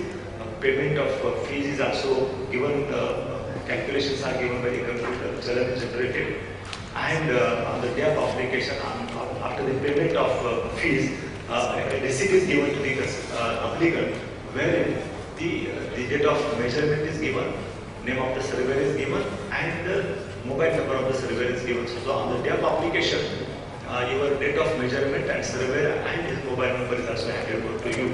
And on the given date, maybe after a month or 2 or 3, depending upon the number of cases being received in that block, the measurements are completed on the given date, and immediately after 7 days, the land parcel map is provided to them.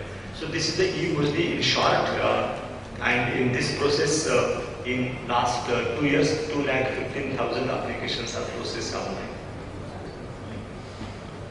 So advantages of the e-Mojni are the real-time provision of surveyors details along with the date of survey, online monitoring of applications.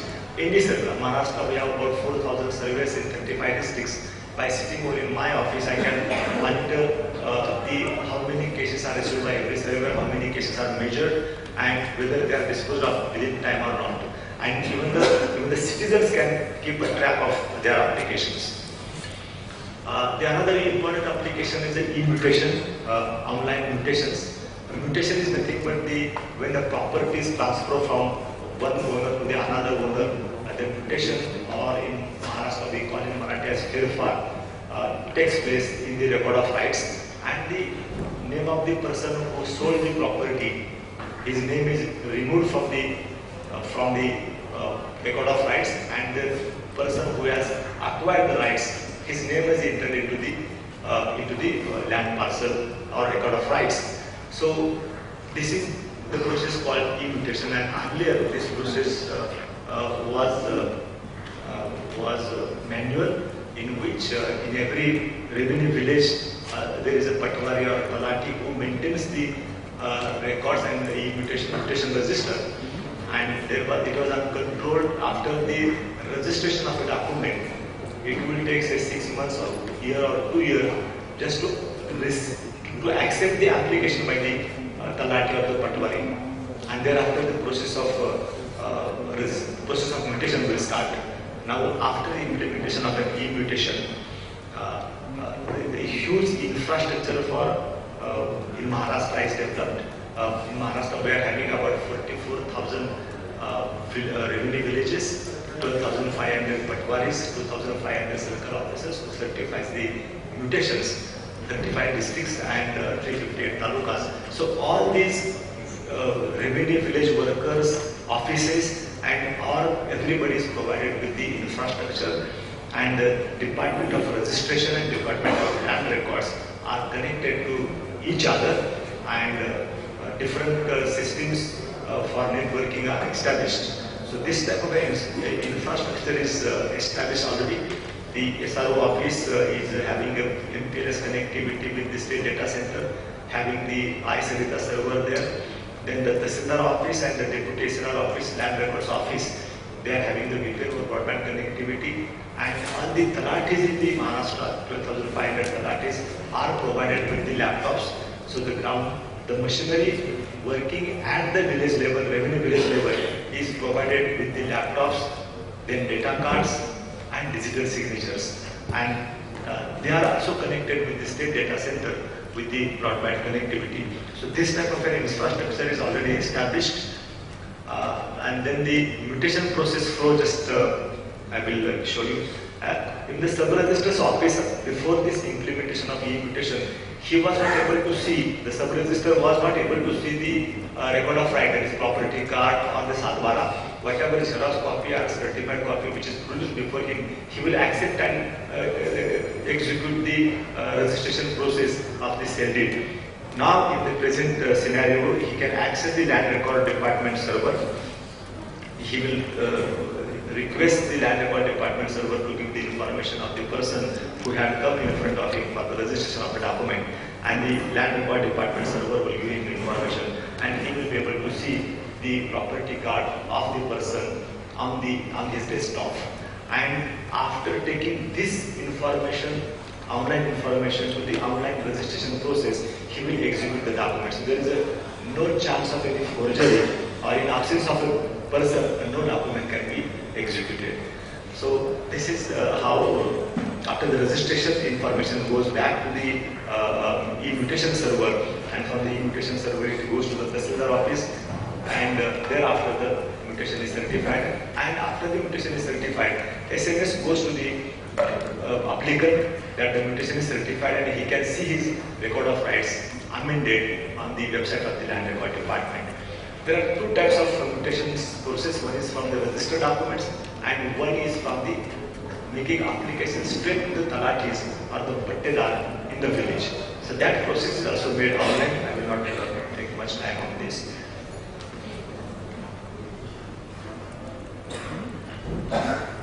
So in Maharashtra, as I explained to you, 358 Tahsildar offices, 353 deputy Tahsildar offices, 3 city survey officers, and 521 sub-registrars offices.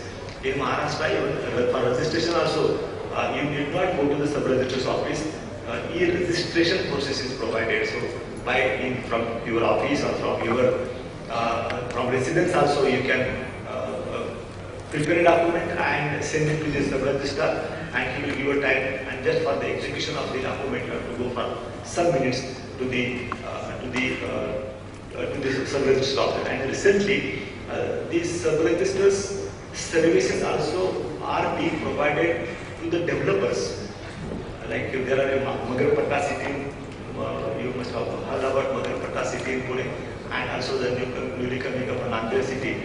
So with that developer, we are giving a connectivity of registration system. So if there are more than 200 flats being constructed by a developer, a registration facility will be given to him.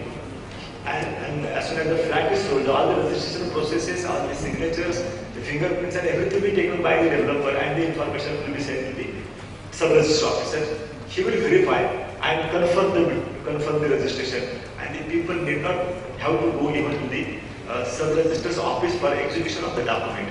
And as soon as document is executed, the information of the registered document or the sale deed is captured by the e-mutation process, and on the day of registration of the sale deed, the mutation process starts. And after the legal period is over, after 15 days, mutation is certified online, and you get the SMS that the mutation is certified, and you can see your record of rights on the server of the record of land records.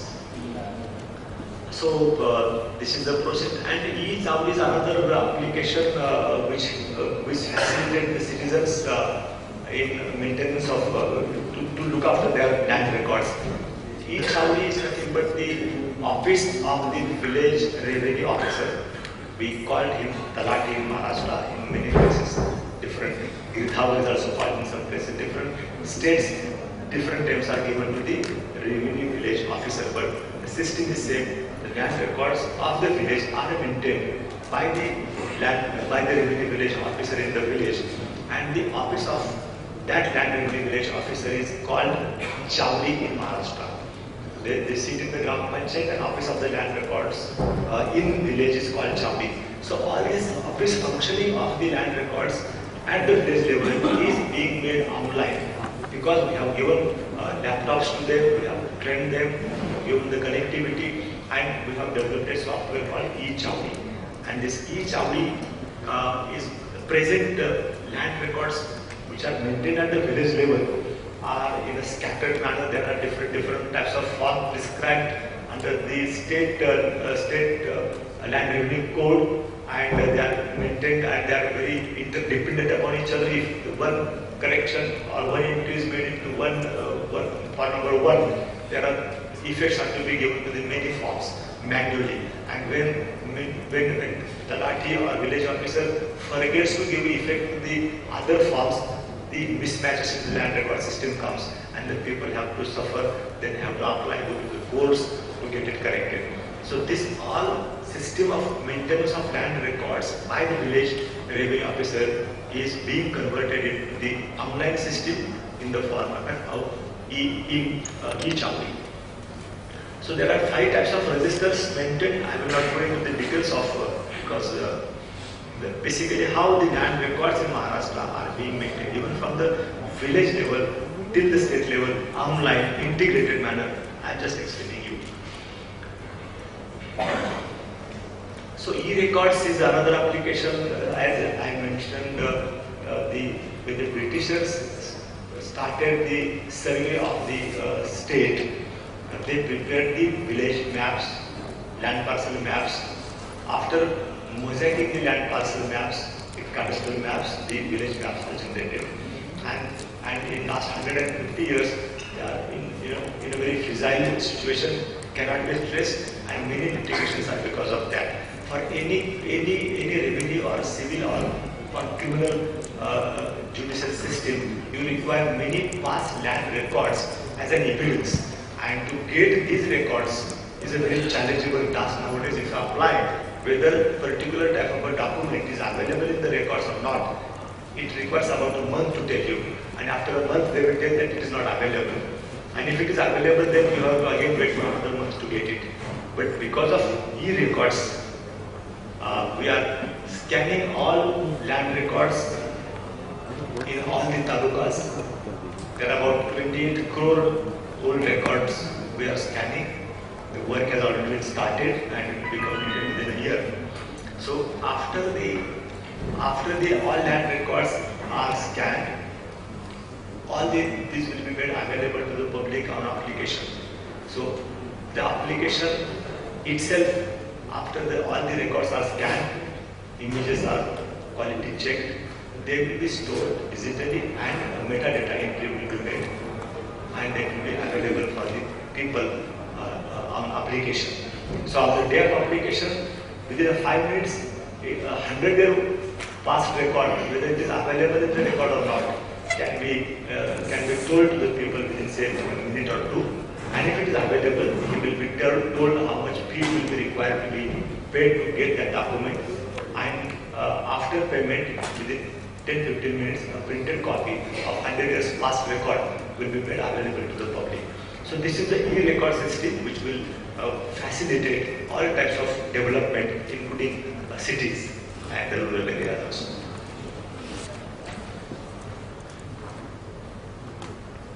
The same e-maps, as I told you, all the cadastral maps, all the village maps being digitized, and along with the record of rights, the digital maps will be also made available to the people. As you know, record of rights is the textual data, and cadastral maps are the spatial data. So spatial data is being digitized, and the textual data is being scanned, and through a GIS portal, if you apply for your record of rights and you need a copy of your map, it can be simultaneously given to you, and this is the system we call it as an e-maps.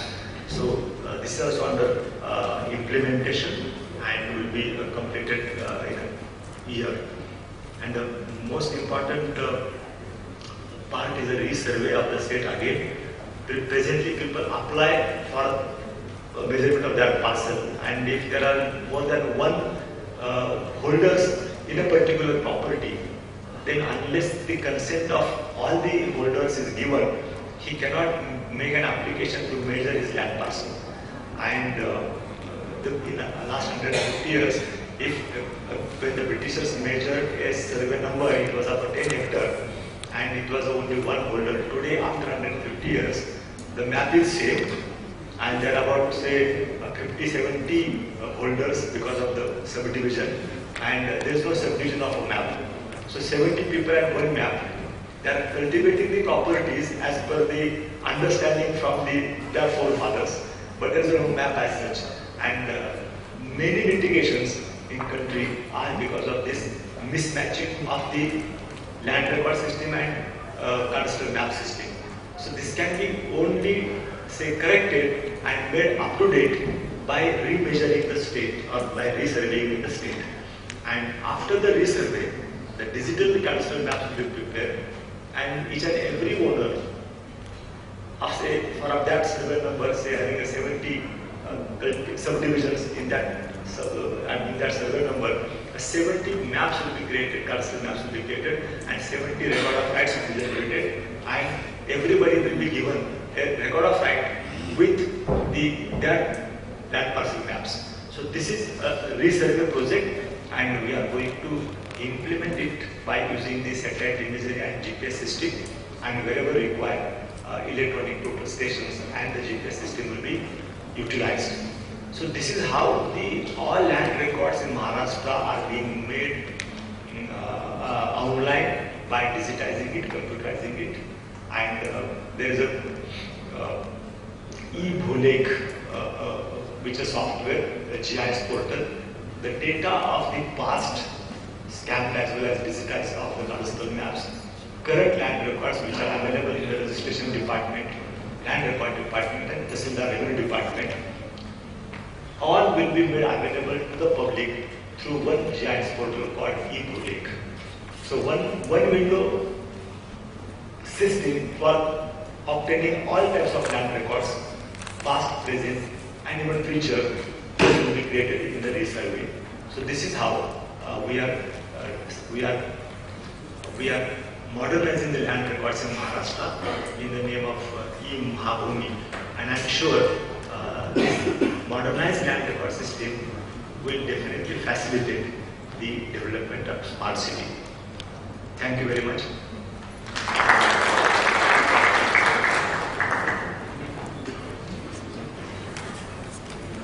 Thank you, Darveji. You might be surprised to know that 90% of court cases in India are land record disputes, land disputes. And there are few states, as he mentioned about his state, Maharashtra, and there are like few other states who have started a re-survey after the British have done. So our land records is in a very bad state, and unless we have accurate, re-surveyed and digital land records, of course we can never build smart cities. So I think his presentation was very important from the smart city land record angle. And there is a general knowledge question to all of you, which is the first planned city of India, Chandigarh. So we have the honor of having the mayor of Chandigarh here, and like someone in the inaugural session said, before you become smart, you have to be good. So this city, the city of Chandigarh, is perhaps the first good city of India after independence. And I would love to hear from the mayor how he is thinking of taking the good to the smart level and what are the aspirations of the city. Welcome, sir.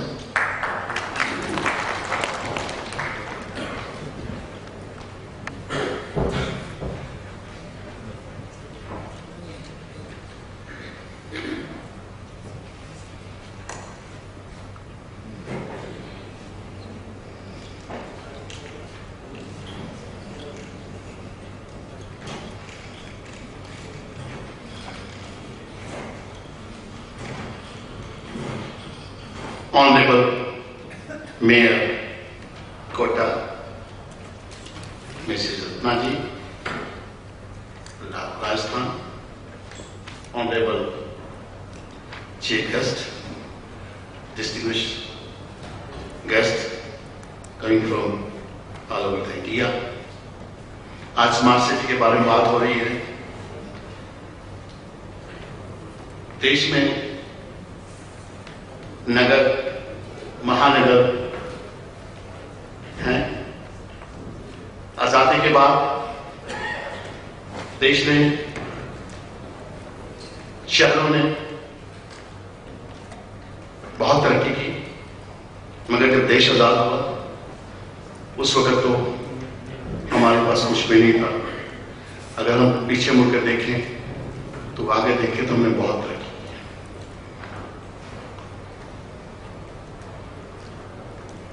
मैं चंडीगढ़ से संबंध रखता हूं, जिसकी नींव हमारे माननीय first prime minister of India Pandit Jawaharlal Nehru ji ने रखी।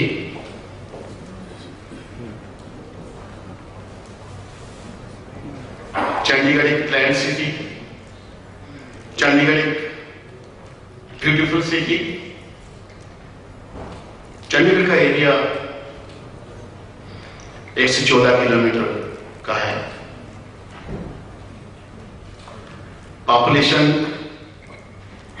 11 लाख की है।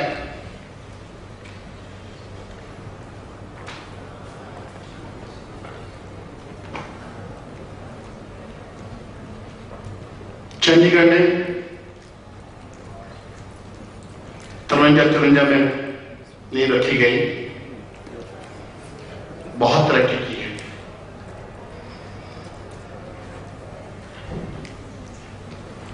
म्युनिसिपल कॉर्पोरेशन 1996 में बनी। कॉर्पोरेशन से पहले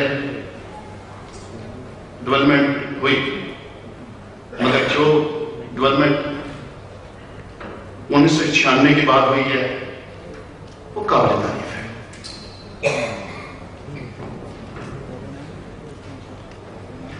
जहां तक डेवलपमेंट का संबंध है, roads, parks, sanitation, water supply, sewerage system और कम्युनिटी सेंटर, हर फील्ड में तरक्की की है। वाटर सप्लाई सिस्टम बहुत ही अच्छा है। सीवरेज सिस्टम बहुत ही अच्छा है। सैनिटेशन सिस्टम बहुत ही अच्छा है।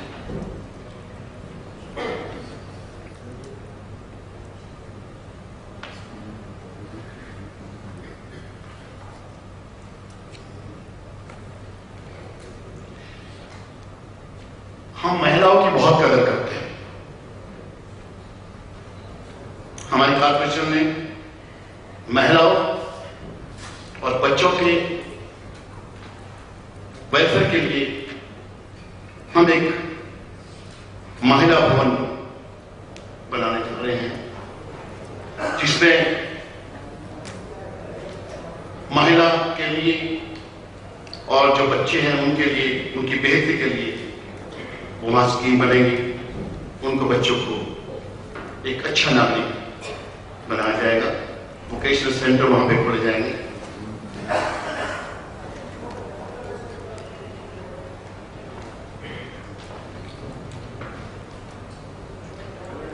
पार्किंग सिस्टम चंडीगढ़ का बहुत ही अच्छा है, खूबसूरत है।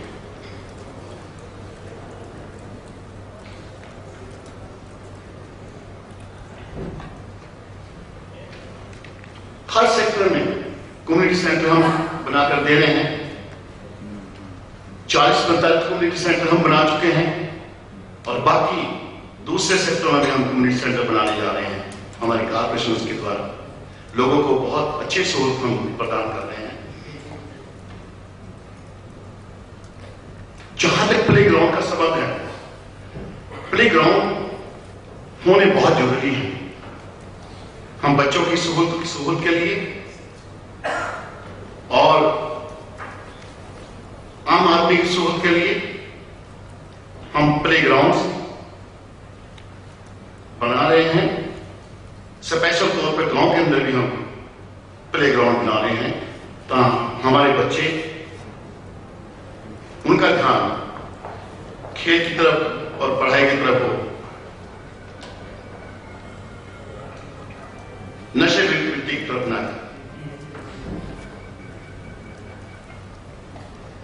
सेक्टर 7 में हम लोग एक बहुत बड़ी मल्टी लेवल पार्किंग बनाने जा रहे हैं, जो अंडरग्राउंड होगी और मॉडर्नाइज होगी।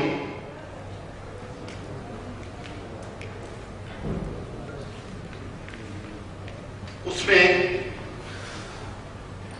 9200 गाड़ी रखने का प्रावधान होगा और इस साल में हम बनाकर तैयार हैं। इसी तरीके से 34 सेक्टर हमारा शॉपिंग सेंटर है, वहां भी हम multi level parking underground multi level parking बनाने जा रहे हैं। और हम किसी से कम नहीं है, दूसरे देशों से भी कम नहीं है। इतना सुंदर है हमारा चंडीगढ़, और चंडीगढ़ के लोग भी बहुत सुंदर है। स्ट्रीट लाइट्स का जहां तक संबंध है, बहुत अच्छी स्ट्रीट लाइट्स है और हमारे 1600 पार्क्स हैं, 40-45 हमारी ग्रीन बेल्ट्स हैं। लोग सैर करते हैं, जो ओल्ड एज हैं उनको बहुत सहूलत है, और टूरिज्म का भी कोई हमारे चंडीगढ़ में कमी नहीं है।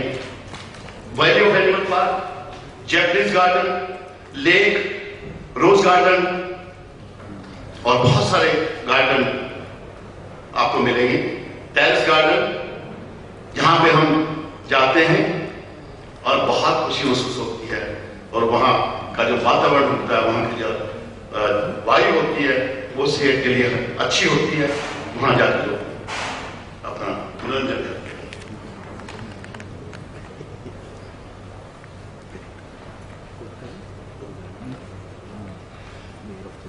हमारे पास प्राइमरी स्कूल है, हम लोग प्राइमरी स्कूल बनाने के लिए जा रहे हैं।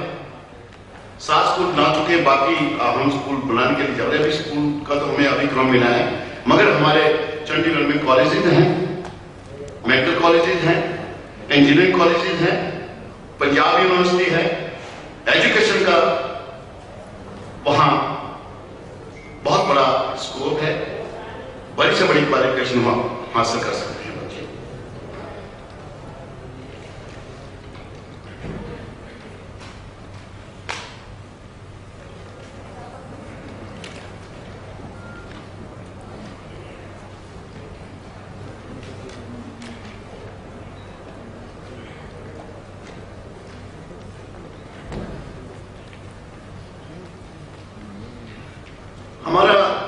जो फायर इमरजेंसी सिस्टम है उसको हम संवर्धित कर रहे हैं। उसमें हम हाइड्रोलिक लैडर शामिल कर रहे हैं, जो बड़ी से बड़ी बिल्डिंग अगर कोई मिसहैपनिंग हो जाती है तो उसको भी हम कंट्रोल कर सकें। और मैन पावर की भी हम उसमें उसको ताकत दे रहे हैं, ताकत they fire and emergency service को, उसमें हमने तरक्की की है। सीवरेज के बारे में बता दिया मैंने आपको। सीवरेज 3 सीवरेज ट्रीटमेंट प्लांट हमने लगाए हैं चंडीगढ़ में, जिसमें 56 billion gallon per day water treat होता है। और वो वाटर ट्रीट करने के बाद वही वाटर हम लोग पार्कों में पानी देते हैं, जिससे जो 56 लाख मिलियन टन जो है वो हमारा पानी बच जाता है पीने के लिए। तो ट्रस्टी वाटर जो है वो पार्कों में इस्तेमाल किया जाता है। ये बहुत बड़ी उपलब्धि हमारी। Urban development ministry government of India ने भी बेस्ट सैनिटेशन अवार्ड से नवाजा था। और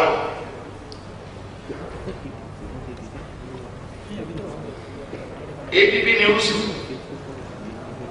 प्रोग्राम किया था दिल्ली में,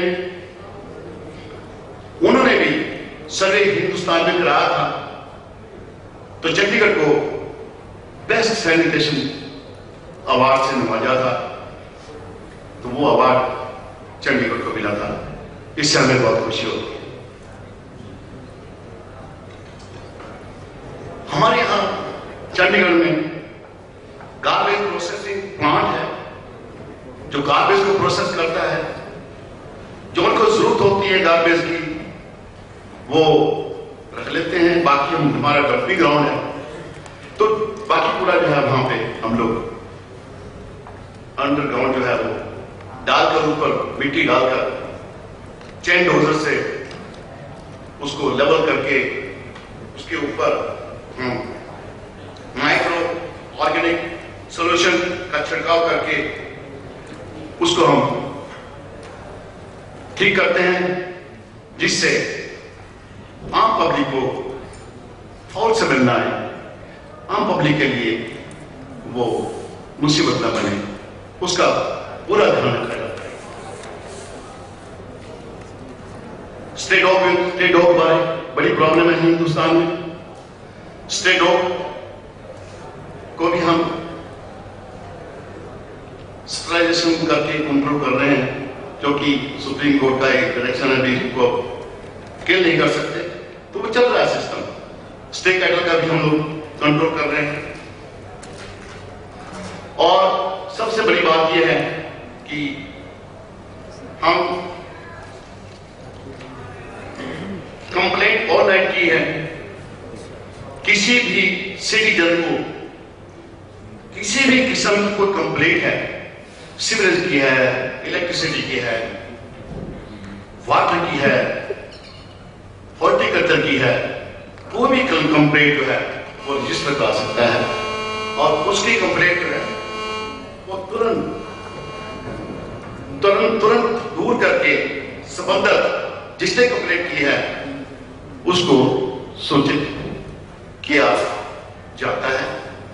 और हम डेथ ऑफ बर्थ का भी इसी तरीके से कर रहे हैं, वो अभी अंडर प्रोसेस है। और भी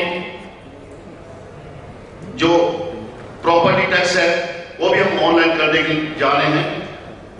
हमारे नागरिकों को किसी किस्म की असुविधा ना हो, उसको भी हम ऑनलाइन कर रहे हैं। तो खबर ये है कि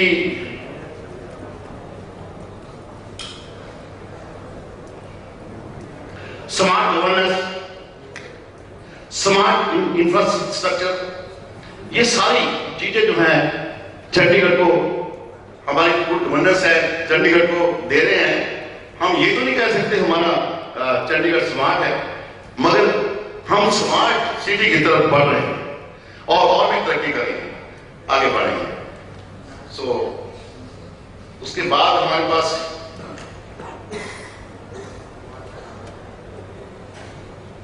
इंफॉर्मेशन टेक्नोलॉजी सेक्टर में महत्वपूर्ण विकास हुआ है और क्षेत्रों का अधिक मजबूत करने के विकल्प तलाश रहे हैं।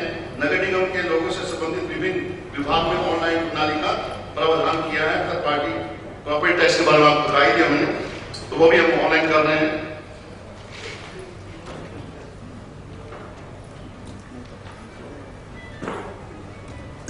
7% जो है वो यहाँ सीवरेज ट्रीटमेंट अच्छा चल रहा है।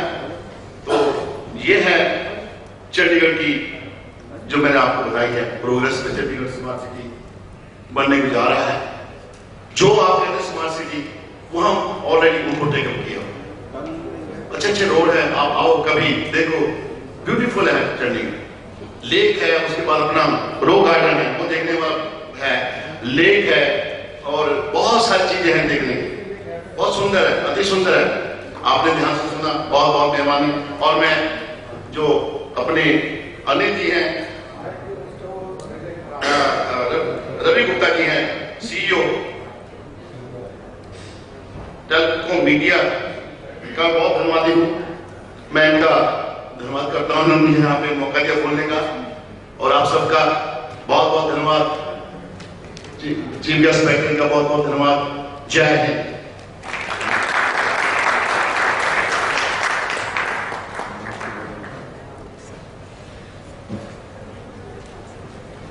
बहुत बहुत शुक्रिया।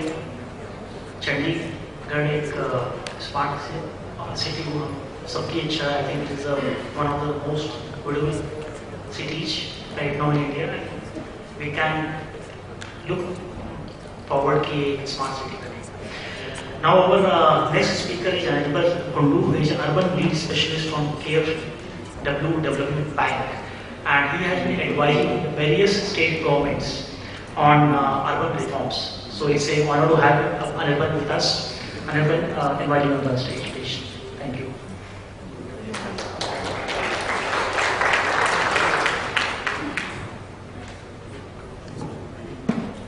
Good afternoon, honorable speakers and guests. And people keep on talking about that it's always difficult or challenging task to be a fast speaker after lunch session. But I also know that it's also even more challenging task to become a last speaker of any session before lunch, and also the session is already been extended. So I work with different cities, so I'm not a technician who implement projects like our two speakers already mentioned. I'm not a bureaucrat or not a mayor, local representative, but we work with different cities to design. Before our financing, we see the design aspect and also how the government perform, how the reform perform, and how the monitoring, benchmarking are in place. So based on our experiences, I would like to highlight few points here. For any local government empowerment, we always build on the three pillars mainly. One is the transparency, accountability, and efficiency. But I think all those pillars are very much interlinked. Before being accountable and efficient, one need to have a transparent, and for that transparency, one have to have very accurate information base to monitorable results or targets to make race to accountability and efficiency to achieve. Here I think the technology comes into picture, and since I was told to talk about some opportunities and challenges in this sector, so I think technology comes here, and there are lots of opportunities in urban local bodies for technology, information technology, ICT based, which very deeply mentioned by our colleagues from HP and Cisco. So I don't want to get detail into those, but of course in information management flow, benchmarking, citizen charter, accounting, budgeting, and of course the tendering, there are scope for and opportunities for technology. But now coming back to the other part of it, is is the technology the solution for good governance? In my opinion, no, but it's a, yes, very integral tools for a good governance.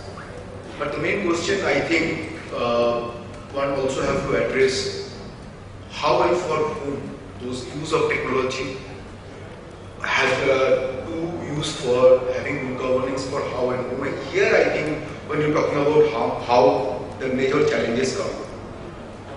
There are several good examples of having internationally good technologies cities are implementing, but in India we are working with different cities with different level of knowledge base, different level of understanding. So I think the challenges for the city governance officials, bureaucrats, and of course mayor, local representatives, that's a problem. So to overcome the challenges, the few issues I just very quickly wanted to highlight.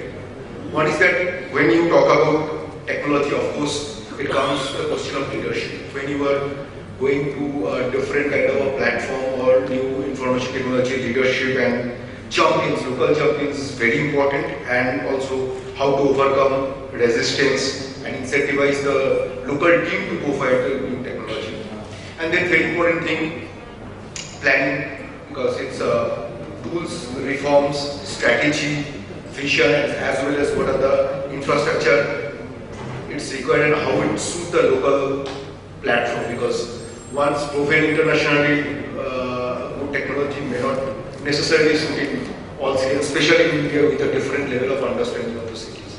And funding, that's not the major thing, but yes, of course, that's planning for funding is also necessary, management, system development, and more important thing, which I feel, and I think here distinguished guests and parents also agree, that sustainability of the initiative. Because I also have an experience starting with the cities and working with them 4 or 5 years.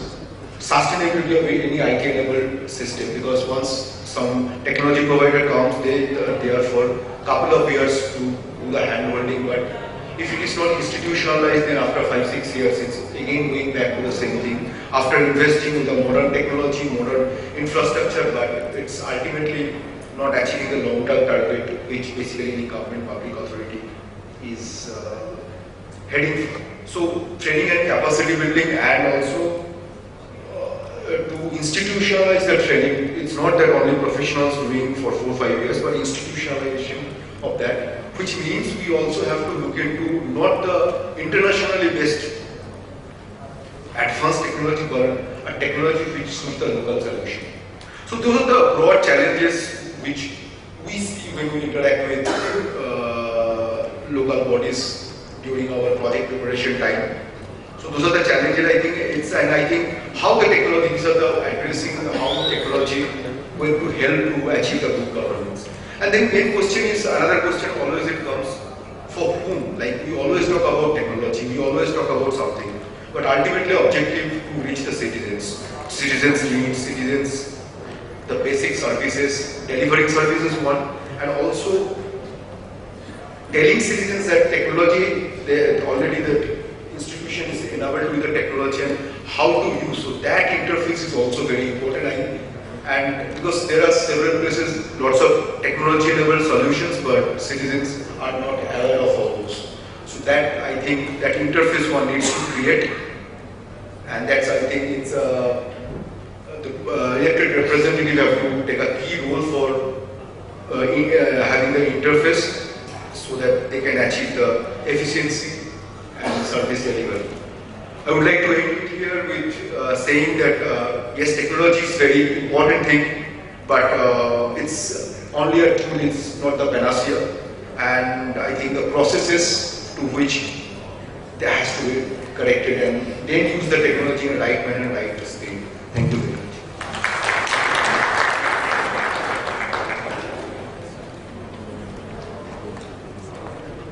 Thank you, Anirban. I think very crisp and very important messages in your speech. And now I will request by token of appreciation and memento is implemented to our speakers. May I request our team kindly bring the memento. May I request Vincent to present the first memento to Mr. Delvi. I think thanks Mr. Delvi for highlighting the issue of ICT and land records. Thank you so much. May I request Vincent to present a token of memento to Mr. Anirban, KFW Bank. Thanks Anirban for your nice speech. Thank you so much for being here.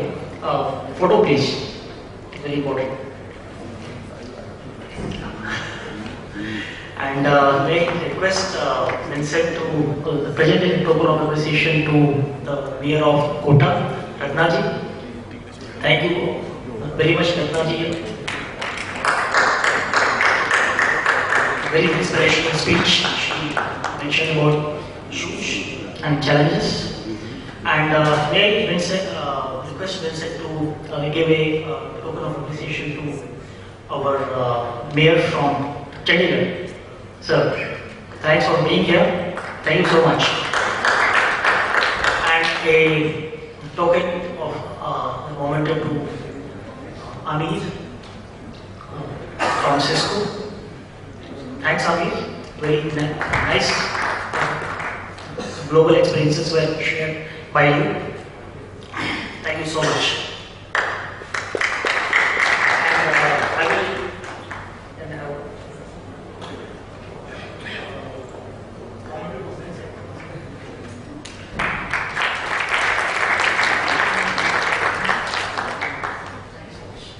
And a group photo, please. Thank you so much.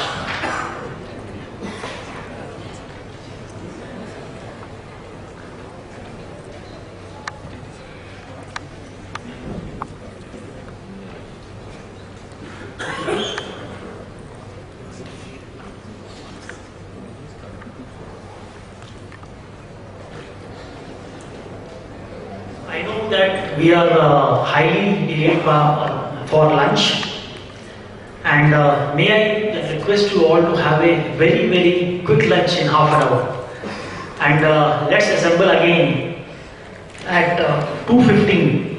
No, it's already 1:57. Okay, so let's try to make it by 2:30 max. We'll start the session. Thank you so much for your patience.